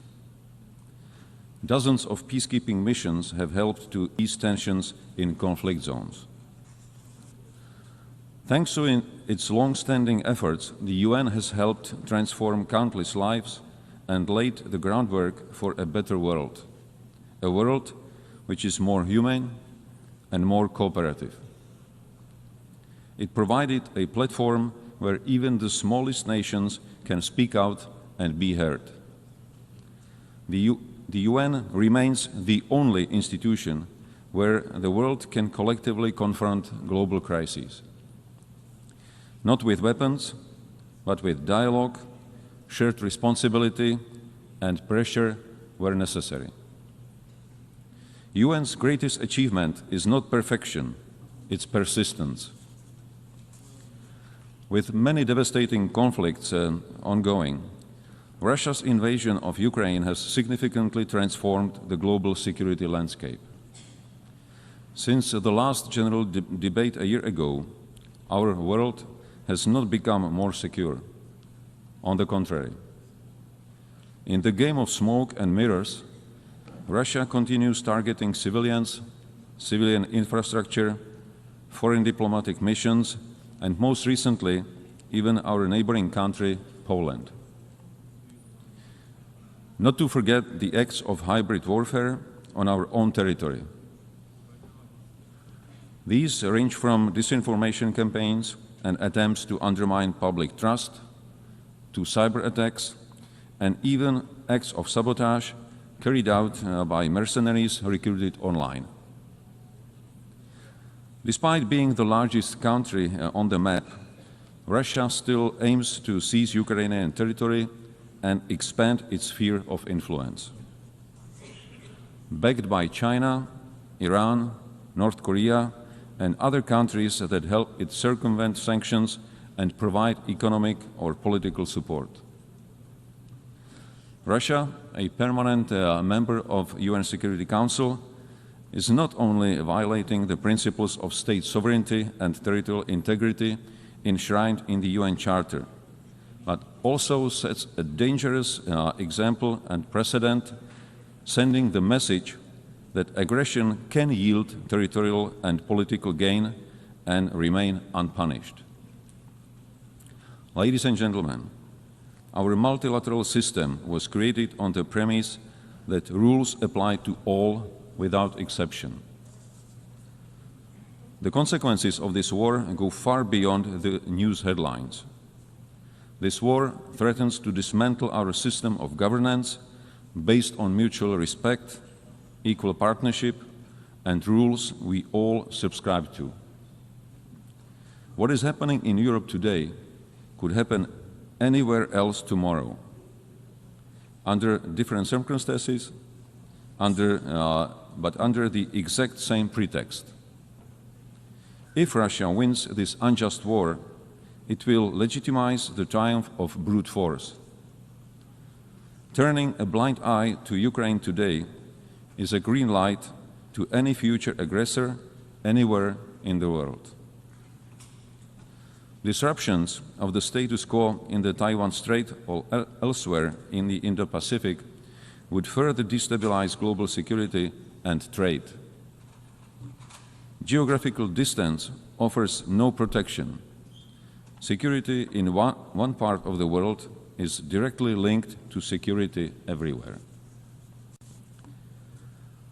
Tolerating the principle of might makes right will lead to the end of multilateralism and the beginning of life under principles dictated by a powerful few. It would be a future with history deliberately rewritten, with lies promoted as facts, and with truth slowly disappearing from our discourse and memory. Just the opposite of what most of our nations fought for in the previous century. The heroism of Ukrainian people, their willingness to sacrifice for freedom, and global solidarity with Ukraine demonstrate that most of us still believe in universal values and in our responsibility to defend them. To achieve sustainable peace, we democratic allies from all over the world must act in unity and intensify our economic pressure on Russia. This is the only way to bring the aggressor to the negotiating table. Such peace, based on the existing international law, including territorial integrity and the right of self-determination, is in the interest of not only European countries, but of the whole international community. Any future peace agreement must send a clear message worldwide that aggressor must not be rewarded and borders cannot be changed by force. Ladies and gentlemen, the structure of the UN was based on the outcome of the World War II. Today, one of the UN Security Council permanent members is waging a ruthless war while obstructing any constructive solutions put forward.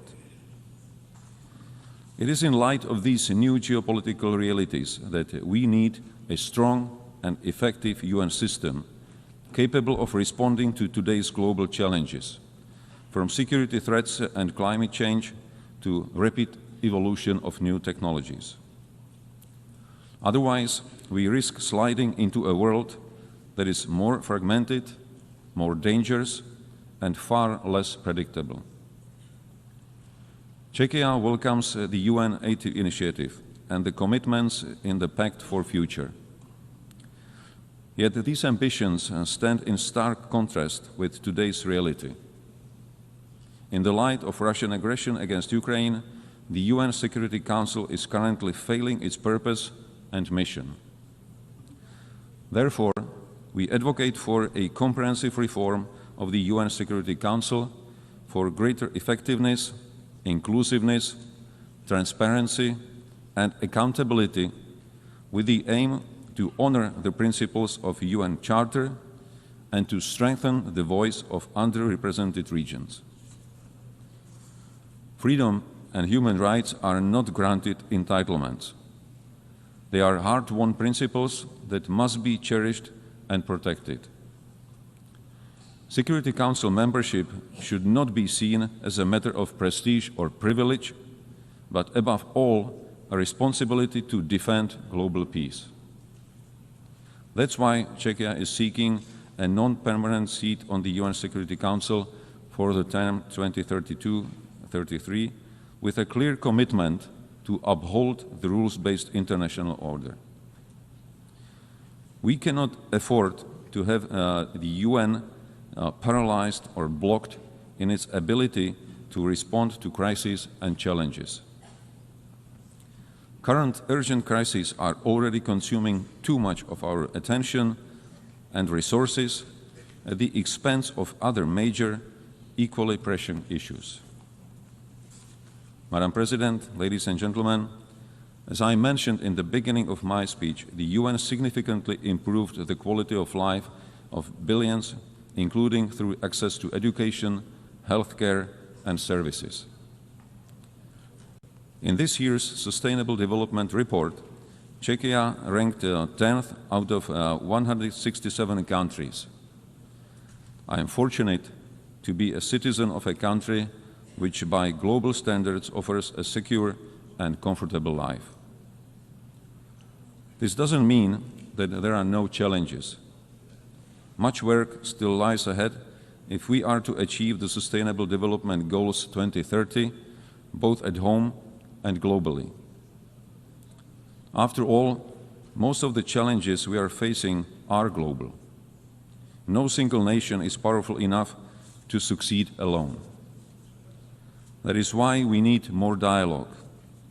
That is why we need greater cooperation and collective action. And ultimately, that is why multilateralism must not only survive, it must thrive. Not only for us, but most importantly, for future generations. Thank you. On behalf of the Assembly, I wish to thank the President of the Czech Republic. The Assembly will hear an address by Her Excellency Karen Keller-Sutter, President of the First Confederation. I request protocol to escort Her Excellency and invite her to address the Assembly.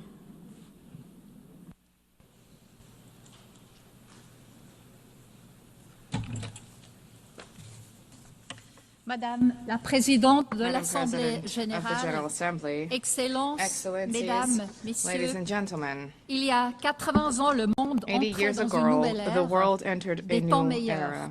Better Le times. 27 janvier On the 27th of January 1945, the Auschwitz concentration camp was liberated. On the 8th of May 1945, the war in Europe ended, and on 25 June 1945, 50 states adopted the United Nations Charter in San Francisco. And I quote from the Charter, they were determined to save succeeding generations from the scourge of war, which twice in our lifetime has brought untold sorrow to mankind. End of quote. Upon the ruins of the Second World War, a new international order was born out of a shared conviction and determination to bring peace and prosperity to the world. The horrors of this time also gave rise to the Geneva Conventions of 1949, which protect the victims of armed conflict. At that time, the foundations for progress and democracy, the rule of law, and the market economy were laid down. Foundations which, despite all the limitations and setbacks, also benefited international cooperation, free trade, peace, and international law. Without drawing any historical parallels, it is clear that this year, as we mark the 80th anniversary of the United Nations, we are experiencing a new era of particularly extreme political and economic upheaval at a time when, once again, too many wars are raging with civilian populations experiencing unbearable suffering. A time in which a just lasting peace in the Middle East and Ukraine still seems beyond reach, and during which autocratic tendencies are gaining ground, including in Europe. A time in which free trade is being put to the test, and where ultimately international law, including the Charter of the United Nations, risks becoming dead letter. These upheavals are not coming out of nowhere. They are the result of developments that, in some cases, date back a long time, in which, in retrospect, we fail to take seriously enough for far too long. We need to be honest with ourselves. These are developments that have no simple solutions, neither at the international nor at the national levels, nor is it enough today to reiterate yet again, merely in speeches, the merits of a particular form of government, the rule of law, international law, free trade, and multilateralism. No, if we wish to surmount the challenges which we face, we have a duty to redouble our efforts. For what is the benefit of the achievements of civilization? What are they worth if they do not tangibly contribute to freedom, security, and prosperity, if they do not bring tangible benefits for people in their day-to-day lives? There are two errors which we must not make. Firstly, pointing the finger only at others. Secondly, leaving international organizations alone to work alone and acting as if they were completely detached from us. Ladies and gentlemen, we need to begin where we can guarantee freedom and contribute to security and prosperity right now. And generally, this is at home, within our own countries. Let me be clear, this is not about praising national self-interest, nor is this about condemning multilateralism. Quite to the contrary, Switzerland is convinced that multilateralism, international organizations, the United Nations are essential for the peaceful coexistence of peoples, for global economic prosperity, for the resolution of challenges including migration, climate change, the digital transition, and as finance minister, I would also add for global financial stability. Last year, we together adopted the Pact for the Future, a robust commitment to multilateralism. A central pillar of the Pact is the 2030 Agenda for Sustainable Development. We must now implement these roadmaps without delay. Switzerland is also convinced that international Geneva can make a unique contribution to the attainment of these goals. Geneva, as the United Nations leading operational center, has robust expertise in numerous crucial areas for our future, particularly those related to humanity and innovation. This is a unique unparalleled ecosystem for reflection, discussion, and concerted action. But a strong international organization needs strong members. And when I say strong, I do not mean strength in terms of size or strength in terms of military might. I am talking about states that are in a position to provide their citizens with an environment in which they are able to flourish and to express themselves freely and in complete safety and security. Security not just in the military sense, but also at the legal, economic, and social security level. Security and freedom are essential prerequisites for economic growth and therefore for prosperity. They require institutions that are legally sound, reliable, and capable of taking action, and they require political, social, and financial stability. And here, each state has an obligation to shoulder its own responsibilities. We cannot simply delegate our responsibilities to an international organization. Ladies, gentlemen, the international community cannot but benefit from the domestic strength, prosperity, and stability of each state. Only strong states, strong domestically, can demonstrate true solidarity and contribute to a successful, prosperous international community. But we need to also redouble our efforts as an international community.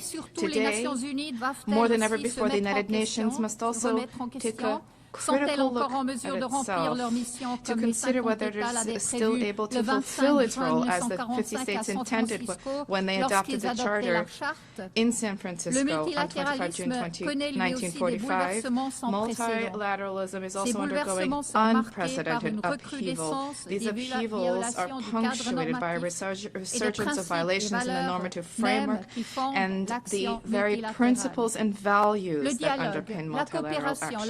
Dialogue, cooperation, consensus building, respect for international law, and sovereign equality of states, regardless of size, of economic strength, or political influence. Switzerland calls upon all states to make a firm commitment to uphold the principles and values enshrined in the Charter of the United Nations 80 years ago. This is the prelude to any reflection on reforms and efficiency measures to strengthen the impact of our actions in the three pillars of the organization. With this in mind, we fully support the UN 80 reform program of the Secretary General. Greater effectiveness, coherence, agility, and impact of multilateral action should each guide our decisions. A structured, well-thought-through approach together for defining the UN of the future is vital. I can assure you that Switzerland will continue to work towards reform.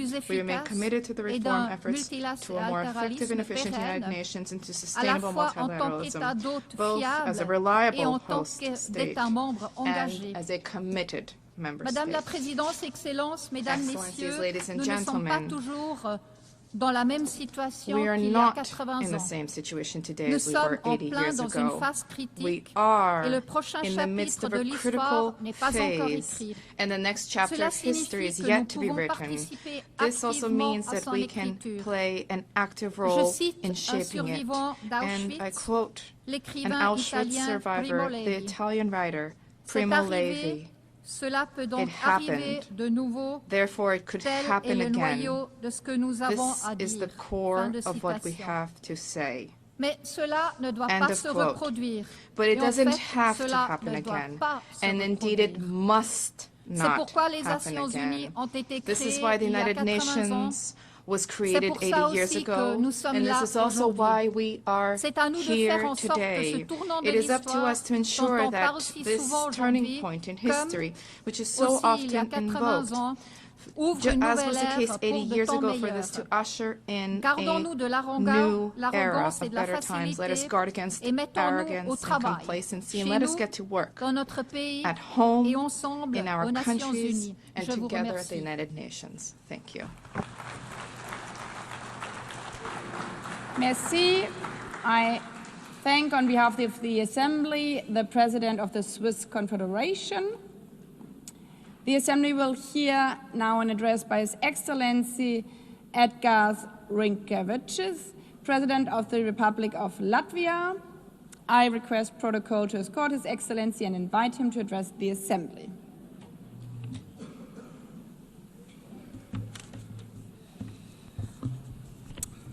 Madam President, Excellencies, distinguished delegates.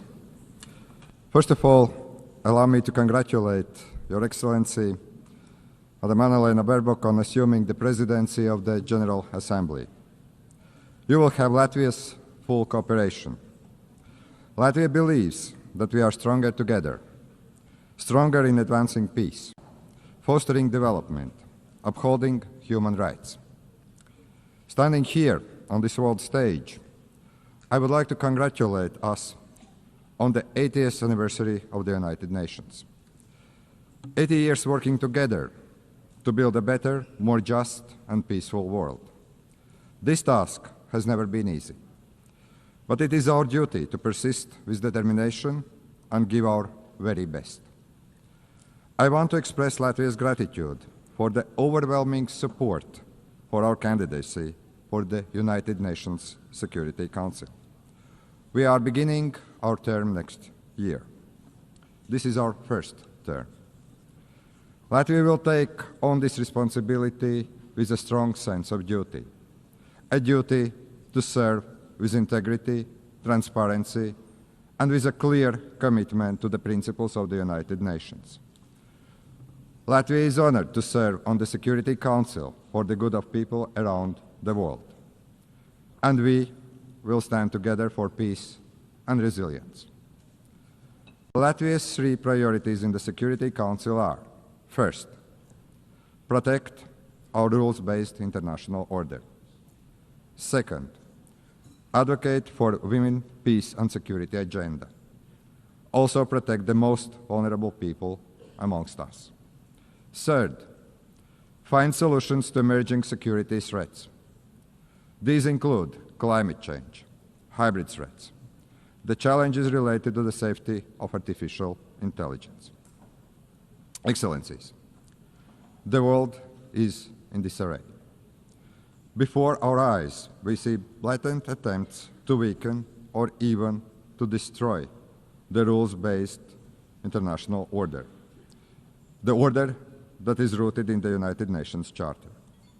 In effect, a new world order is emerging, and it is not a better one. There is an attempt to recreate the world where the might makes right. The permanent members of the Security Council undertook to maintain international peace and security, to prevent wars, to prevent devastation and loss of life. But it seems that one permanent member, Russia, doesn't want this. Russia wants a world where brute force prevails over international law. Russia does not want peace. Russia wants to get what it wants. And Russia is willing to inflict destruction and misery on others. Unfortunately, Russia has partners in crime, notably Iran and North Korea. Ukraine is fighting back, bravely, with all it has. Ukraine is facing an existential threat to its people, to its land, to its freedom. Ukraine is fighting for all of us, for the rules-based international order, for independence and sovereignty, for territorial integrity, so that international borders are not changed by force.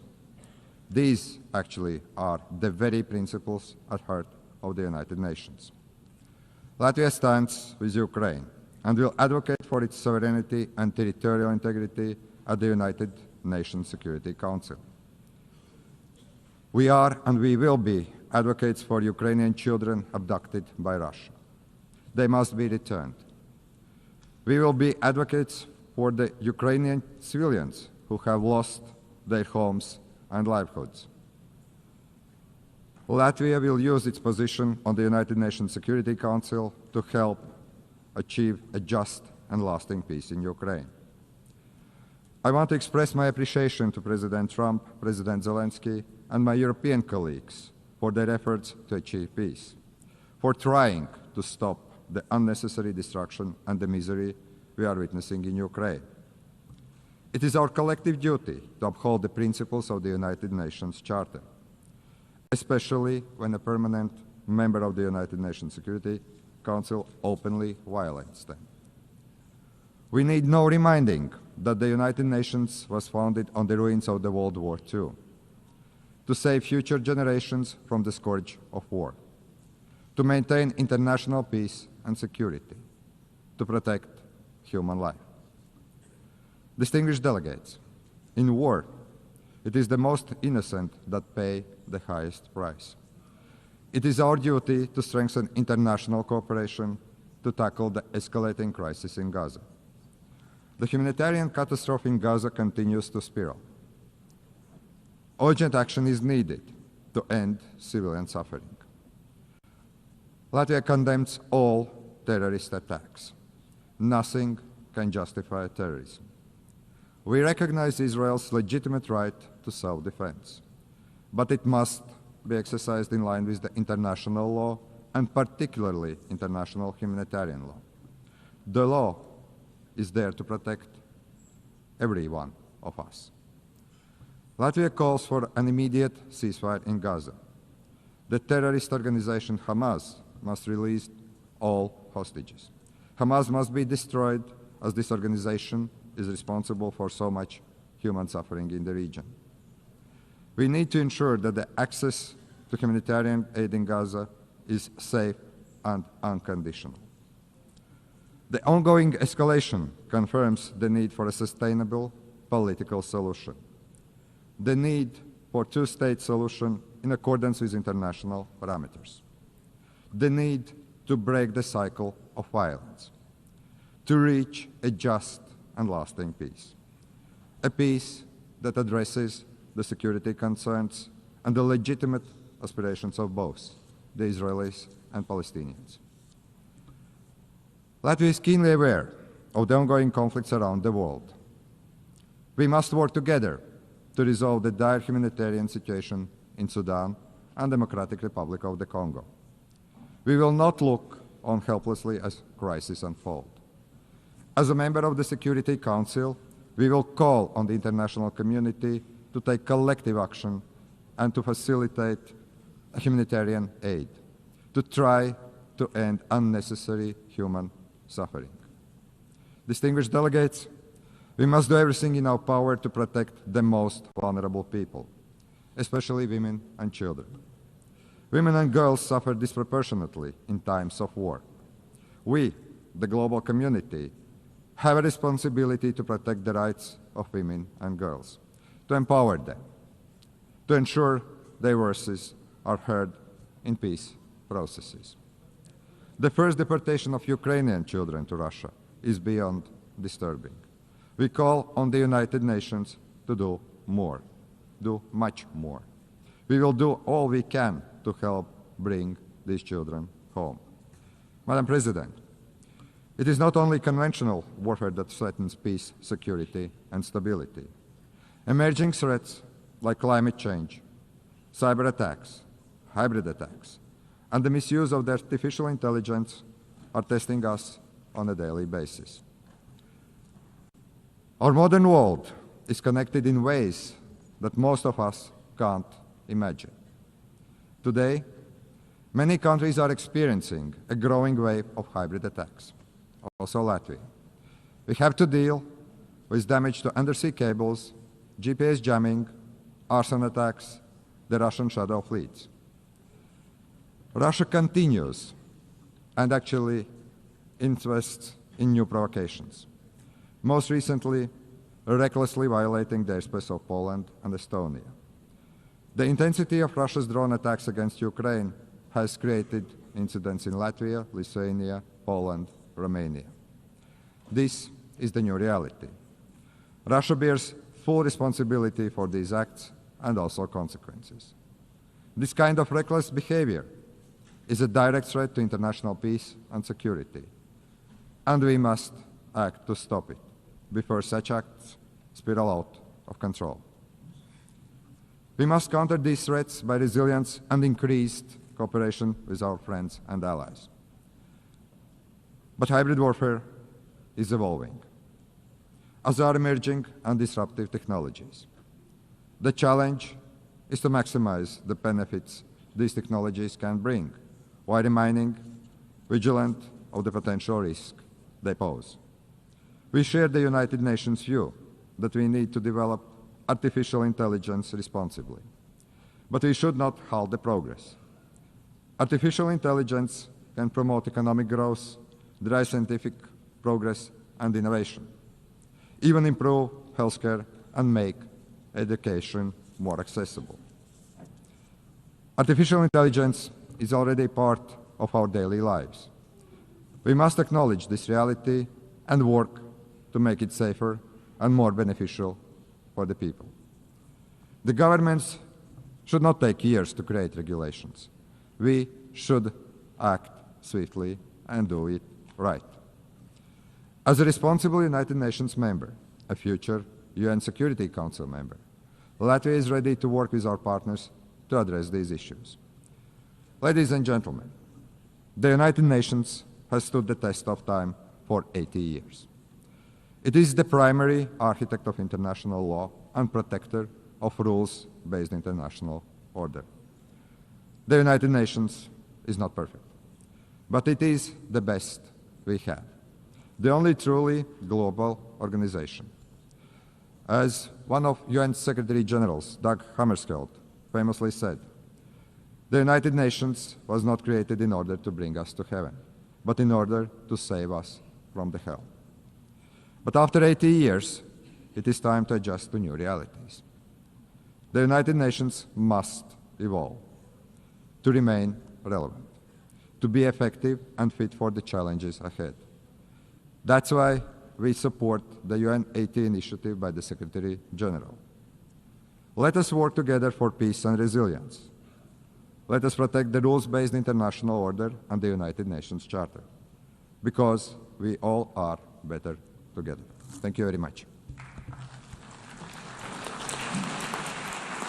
On behalf of the Assembly, I wish to thank the President of the Republic of Latvia. The Assembly will hear an address by His Excellency William Samoei Ruto, President of the Republic of Kenya and Commander-in-Chief of the Defense Forces. I request protocol to escort His Excellency and invite him to address the Assembly.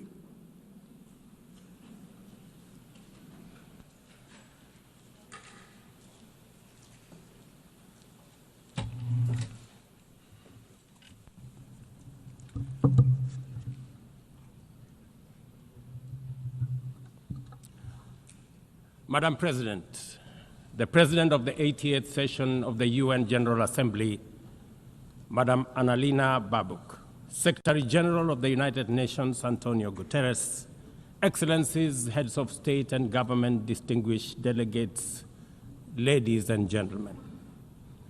I congratulate you, Madam President, on your election to preside over the 80th session of the UN General Assembly.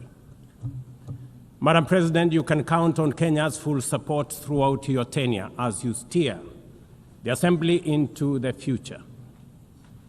Ladies and gentlemen, 8 years ago, in the aftermath of the unprecedented global destruction and devastating war, the international community came together in hope.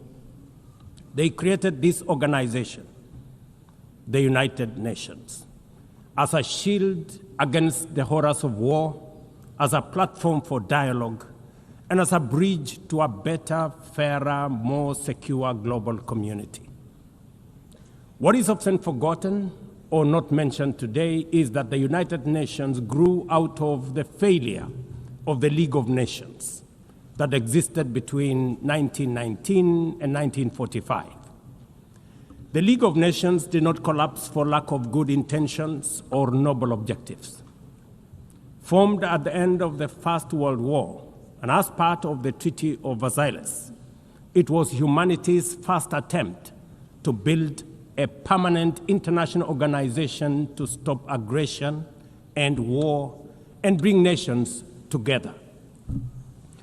Its ambitions were to achieve collective global security, disarmament, peaceful dispute resolution, and cooperation on humanitarian and social issues. Despite these ideals, the League of Nations failed. The United States never joined, other great powers came and went, and without enforcement authority, its condemnation carried little weight. When Japan invaded Manchuria, when Italy marched into Ethiopia, and when Hitler openly defied its rules, the League stood by, helpless and powerless. By the late 1930s, its credibility had collapsed, and with the outbreak of the World War II, it was rendered irrelevant. Madam President, this history is both a lesson and a warning. Institutions rarely fail because they lack vision or ideals. More often, they drift into irrelevance when they do not adapt, when they hesitate to act, and when they lose legitimacy. To remain relevant, institutions must be reimagined, must be reformed, renewed, and aligned with emerging realities. 8 decades ago, the founders of the UN sought to correct the failures of the League of Nations by creating a stronger, more inclusive organization anchored in the principles of, and I quote, "We the people of the United Nations, determined to save succeeding generations from the scourge of war," end of quote. Today, we are gathered for the UN at 80. The question is unavoidable. Is the United Nations relevant to the demands of our time? Can it continue to serve humanity in the face of current realities? Or has it become a relic of a bygone era? Madam President, Excellencies, we meet against a grim global backdrop. Conflict rages in Eastern Europe, the Middle East, the Sahel, the Horn of Africa, and beyond. Climate disasters grow fiercer by the day. Inequality deepens, pandemics loom, and technological disruptions outpaces governance. Instead of trust, mistrust is spreading. Instead of solidarity, fragmentation is taking root. In place of hope, anxiety fills our global community. We are living, to borrow from the words of the founders of this institution, not in larger freedom, but in growing uncertainty. At this moment of turbulence, when we most need a strong United Nations, the organization faces its deepest crisis in credibility and capacity. Funding cuts have paralyzed its operations. Bureaucracy has slowed its response. The Security Council remains frozen in the post-war structures of 1945, unable to act inclusively, with fairness, and with speed. Ladies and gentlemen, I can, however, state with absolute conviction that the United Nations has been one of humanity's greatest achievements. For 8 decades, it has held back the specter of global war, calmed conflicts from Cambodia to Liberia, and stood guard in some of the world's most dangerous places through the courage of its peacemakers and peacekeepers. Few institutions in humanity's history can claim such a legacy. The United Nations has stood at the front lines of humanitarian crisis, from famine relief in the Horn of Africa to emergency shelter for millions of Syrian and Ukrainian refugees. It was at the forefront in the eradication of smallpox, coordinated global responses to HIV and AIDS, Ebola, and COVID-19, and continues to champion universal vaccination. Its agencies have advanced women's rights, protected children, safeguarded refugees, and set global norms on everything from disarmament to climate action. The UN Sustainable Development Goals remain a shared blueprint for human progress. These are achievements no nation could have achieved alone, however rich, however great, or however powerful. And yet, every institution, no matter how noble its origins or impactful its legacy, must adapt to changing times or slide into irrelevance. Today, the United Nations stands at a crossroads of renewal on one hand or decay on another. Put differently, after 80 years, the rhymes of time are calling on us to reimagine the original promise that inspired the founding of the United Nations, and that is the quest for global peace, development, and human rights. But this call must now be answered in a global context that is profoundly different from the post-war era in which the UN was conceived then. We would be denying the cold, hard truth if we say that the United Nations is delivering as it should. On peace and security, its voice is too often drowned by the rivalries of great powers, while some nations simply ignore its resolutions and do as they please. Too often, the UN's blue helmet, once a symbol of moral authority, no longer commands the same respect. From the conflicts in Gaza to Ukraine, to the crisis in Sudan, DRC Congo, Somalia, and the Sahel, we see actors proceed undeterred by the United Nations calls. Excellencies, ladies and gentlemen, Kenya speaks from the experience of a nation deeply invested in multilateralism. For decades, we have placed our troops and police in harm's way for peacekeeping missions across Africa and beyond, from Somalia to Democratic Republic of Congo, from South Sudan to most recently in our neighborhood here in Haiti.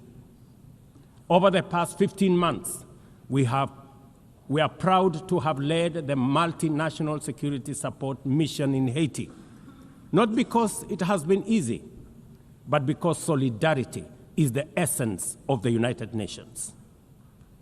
Madam President, the mandate of the MSS mission is coming to an end in a few days. As the lead nation, allow me to briefly share our experiences, the successes and the challenges, as both a cautionary tale and a living lesson about the strengths and weaknesses of the current global security governance architecture. For far too long, the people of Haiti called out to the world. Too often, their pleas were met with silence, hesitation, or half measures. Haiti became a tragic reminder of what happens when the international community looks away, prevaricates, or offers half-hearted support. When Kenya responded to the quest for the Haitian authorities, it was in the belief that we were joining a genuinely multinational effort. we welcomed and fully embraced Resolution 2699, by which the United Nations Security Council authorized the MSS with Kenya as the lead nation.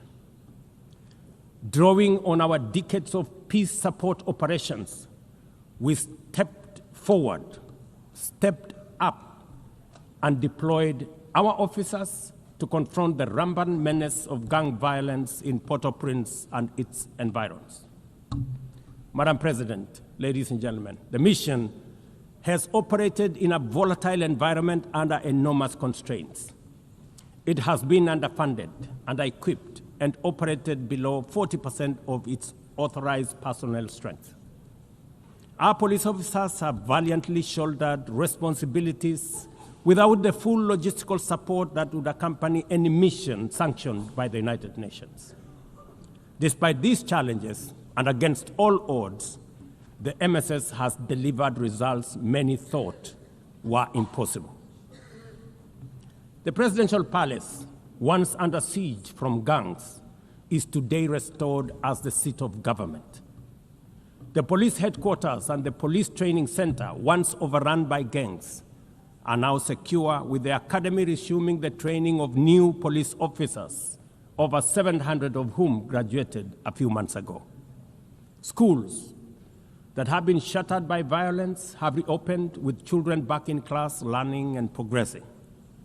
Roads once manned or blocked by gangs have now free-flowing traffic. Cases of kidnapping and extortion have reduced sharply. The airport and the seaport, once surrounded by gangs, are now abuzz with normal operations. Which begs the question, if so much could be achieved with limited resources and stretched personnel within just 15 months, what more could have been accomplished if the United Nations fraternity had truly acted together in solidarity with the people of Haiti? From this podium, I wish to assure all partners and actors that with the right personnel, adequate resources, appropriate equipment, and necessary logistics, Haiti's security can be restored. Gangs can be neutralized and the safety of streets, schools, hospitals, and homes secured. The continued harassment, abductions, and criminal acts undermining the lives of Haitians are unacceptable, unjustifiable, and must be stopped by this organization, the United Nations. Madam President, as the UN Security Council deliberates on the next steps, we must not lose sight of the fact that the situation in Haiti demands sustained, coordinated, and undivided international attention. A careful and orderly transition from MSS is essential to consolidate the hard-won gains so far achieved. I urge the Security Council and all partners to remain steadfast in ensuring that Haiti moves forward on a path of peace, stability, and renewal. Ladies and gentlemen, on human rights, our principle is clear and unwavering. The protection of civilians and respect for humanitarian law cannot be applied selectively. We cannot condemn suffering in one place and turn a blind eye in another. Kenya is gravely concerned by the humanitarian catastrophe in Gaza and by the immense suffering of civilians caught in the devastation of disproportionate military operations. At the same time, we call for the unconditional release of Israeli hostages. In line with the African Union and United Nations resolutions, we also call for a permanent ceasefire, for strict adherence to international humanitarian law, and for the launch of a credible political process. Only through such a process can the vision of a two-state solution be realized, where Israel and Palestine live side by side in peace, security, and stability. Kenya is equally deeply troubled by the worsening humanitarian situation in Sudan, where innocent citizens are caught in the crossfire of a needless war. Comprising Egypt, Saudi Arabia, the United Arab Emirates, and the United States, in affirming that there cannot be a military solution and that only political dialogue offers a viable path forward.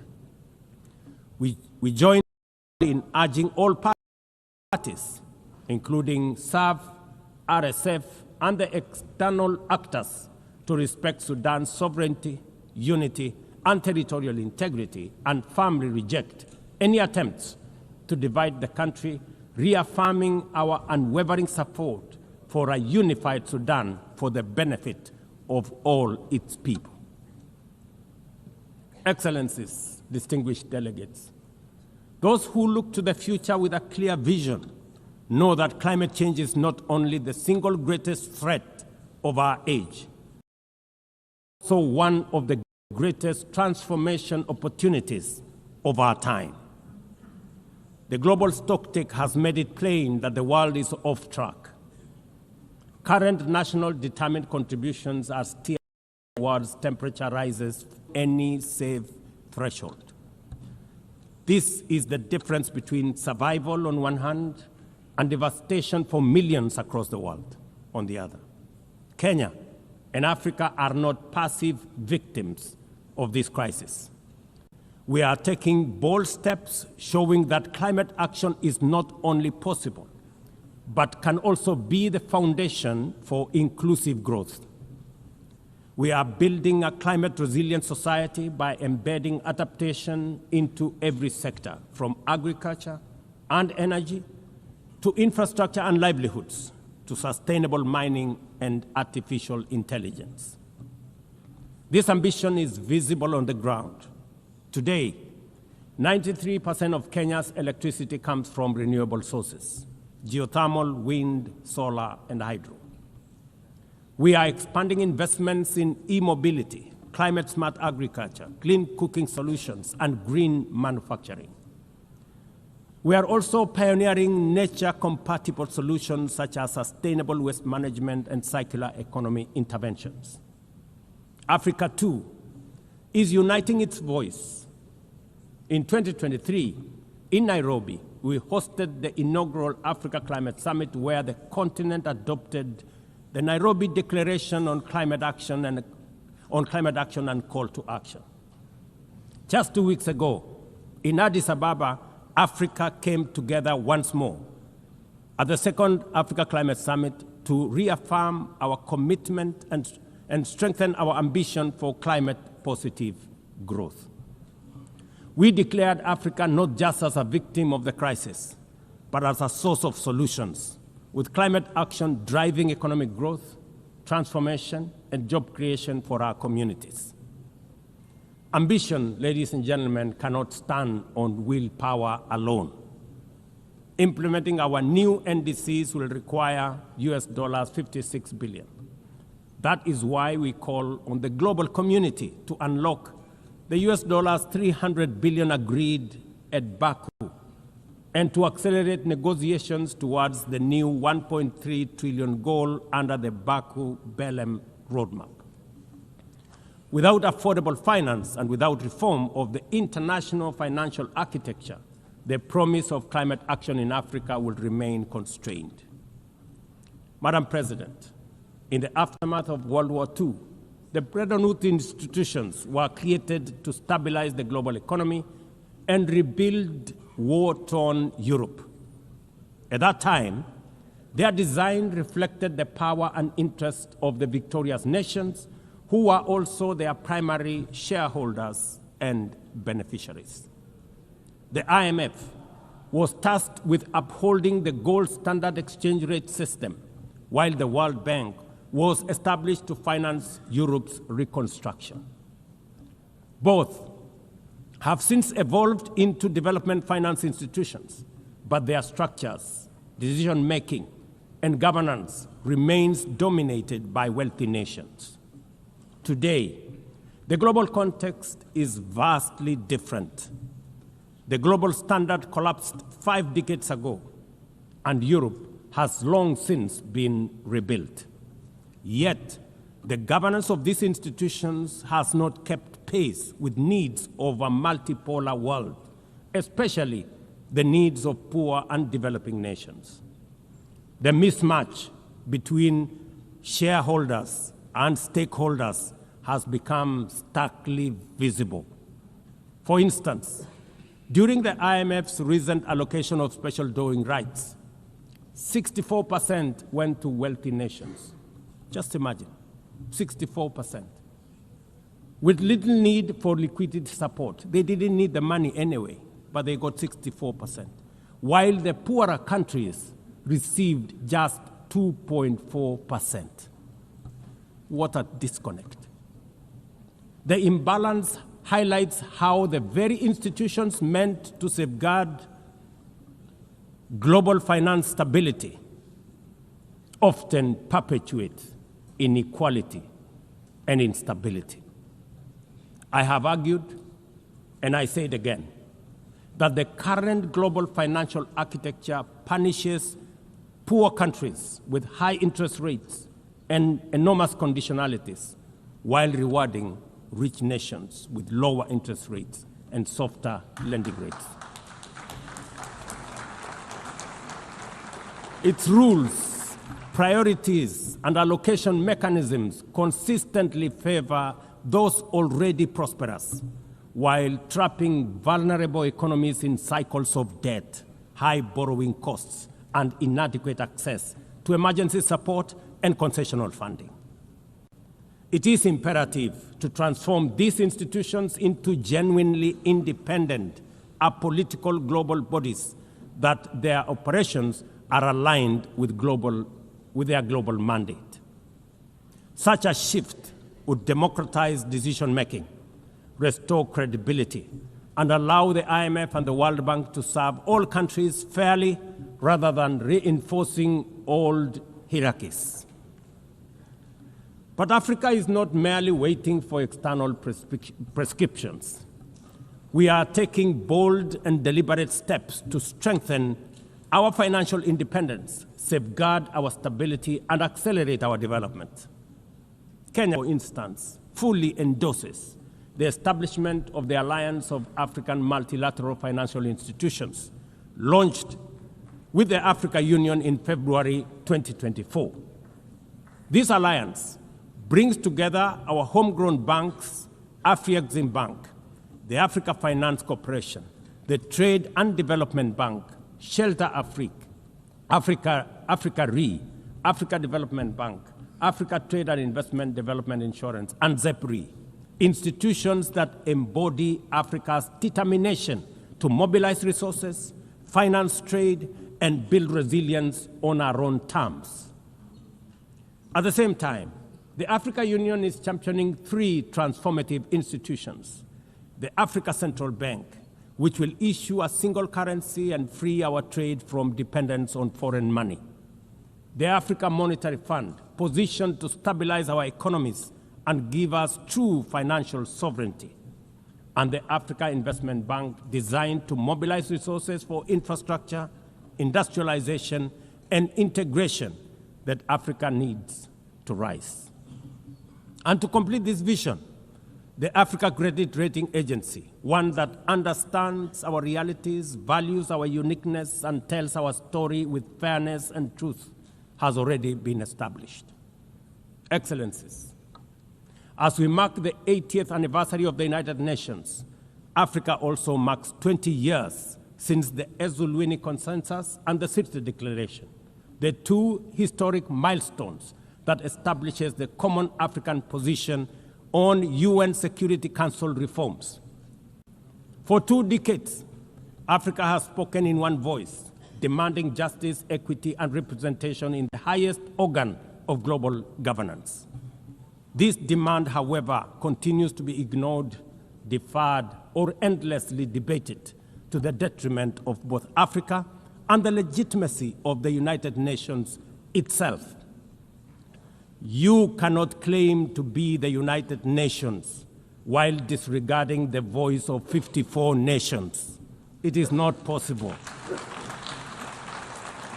Africa is no longer willing to wait on the margins of global governance while decisions about peace, security, and development are made without our understanding, without our perspectives, and without our voice.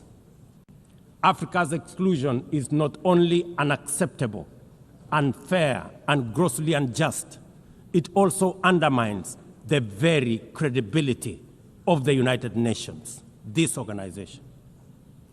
Africa dominates most of the Security Council agenda, provides some of the largest contingents of UN peacekeeping forces, and bears the heaviest costs of instability.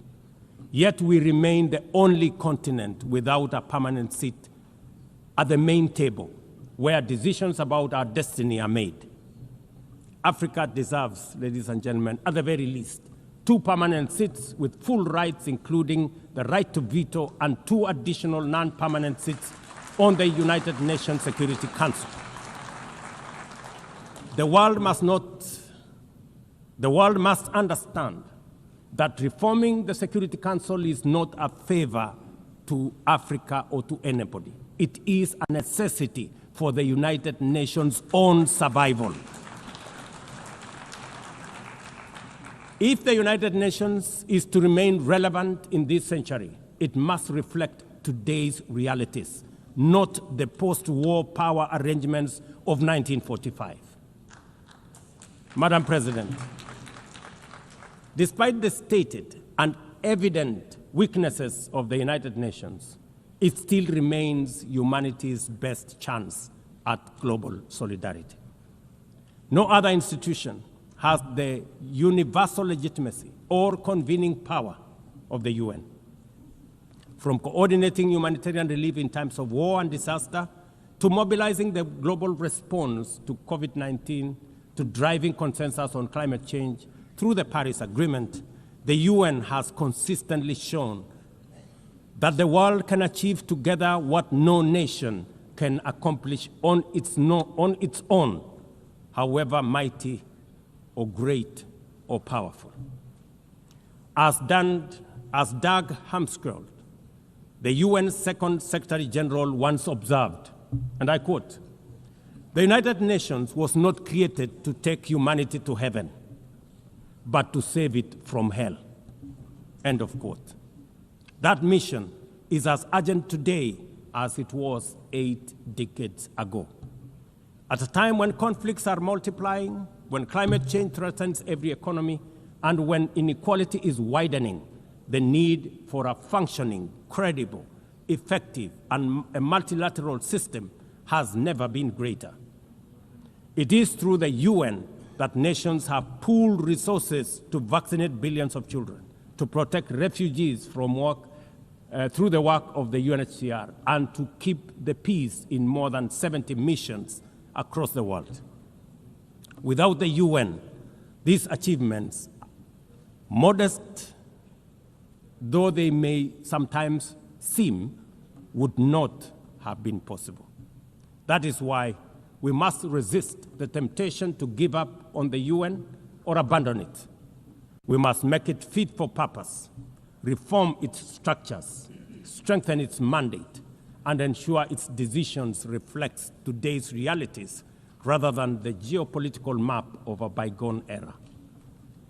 As one of the hosts of the UN headquarters and the only one in the Global South, Kenya stands ready to do its part to enable the organization to go through this phase of renewal successfully as envisaged by the Secretary General under UN 80 reforms.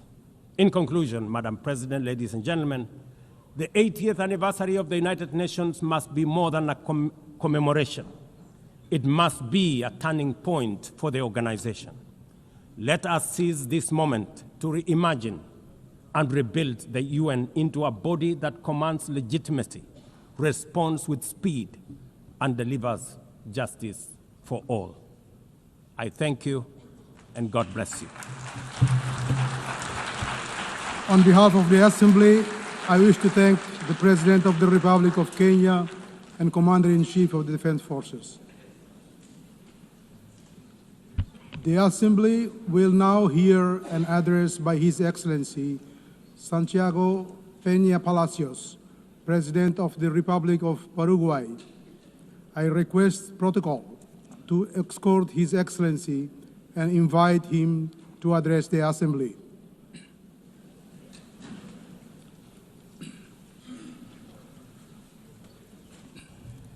Señora Presidenta de la Asamblea Madam General, President of the General Assembly, distinguidos jefes de Estado y de distinguished Gobierno, heads of state and estimados government, ministros de Relaciones Exteriores, distinguished damas y ministers caballeros. of foreign affairs, ladies and Esta es gentlemen. mi tercera This intervención is en la my Asamblea third General address de las to Naciones the Unidas. United Nations General Es sin Assembly. duda un It enorme is without privilegio y doubt an honor immense representar al privilege and an Paraguay honor to en represent este magno Paraguay foro. in Un this país que magnificent quizás forum, geográficamente a country parece which pequeño, may look small on pero the es un map, gigante en but su espíritu is a y sus giant in potencialidades. its spirit and potential. Por ello, al volar hasta Nueva York desde lejos, As I flew pensé en into New empezar York este from afar, discurso I was thinking that expresando I la might alegría que begin my siento por speech by tener la sharing the oportunidad joy that de I feel contarles at having the las grandes opportunity cosas que to esperan tell al you Paraguay. about the great things that lie Sin ahead embargo, for Paraguay. los sucesos However, the acaecidos events en los of últimos recent meses days y días hacen and que esto months sea make simplemente this simply imposible. impossible.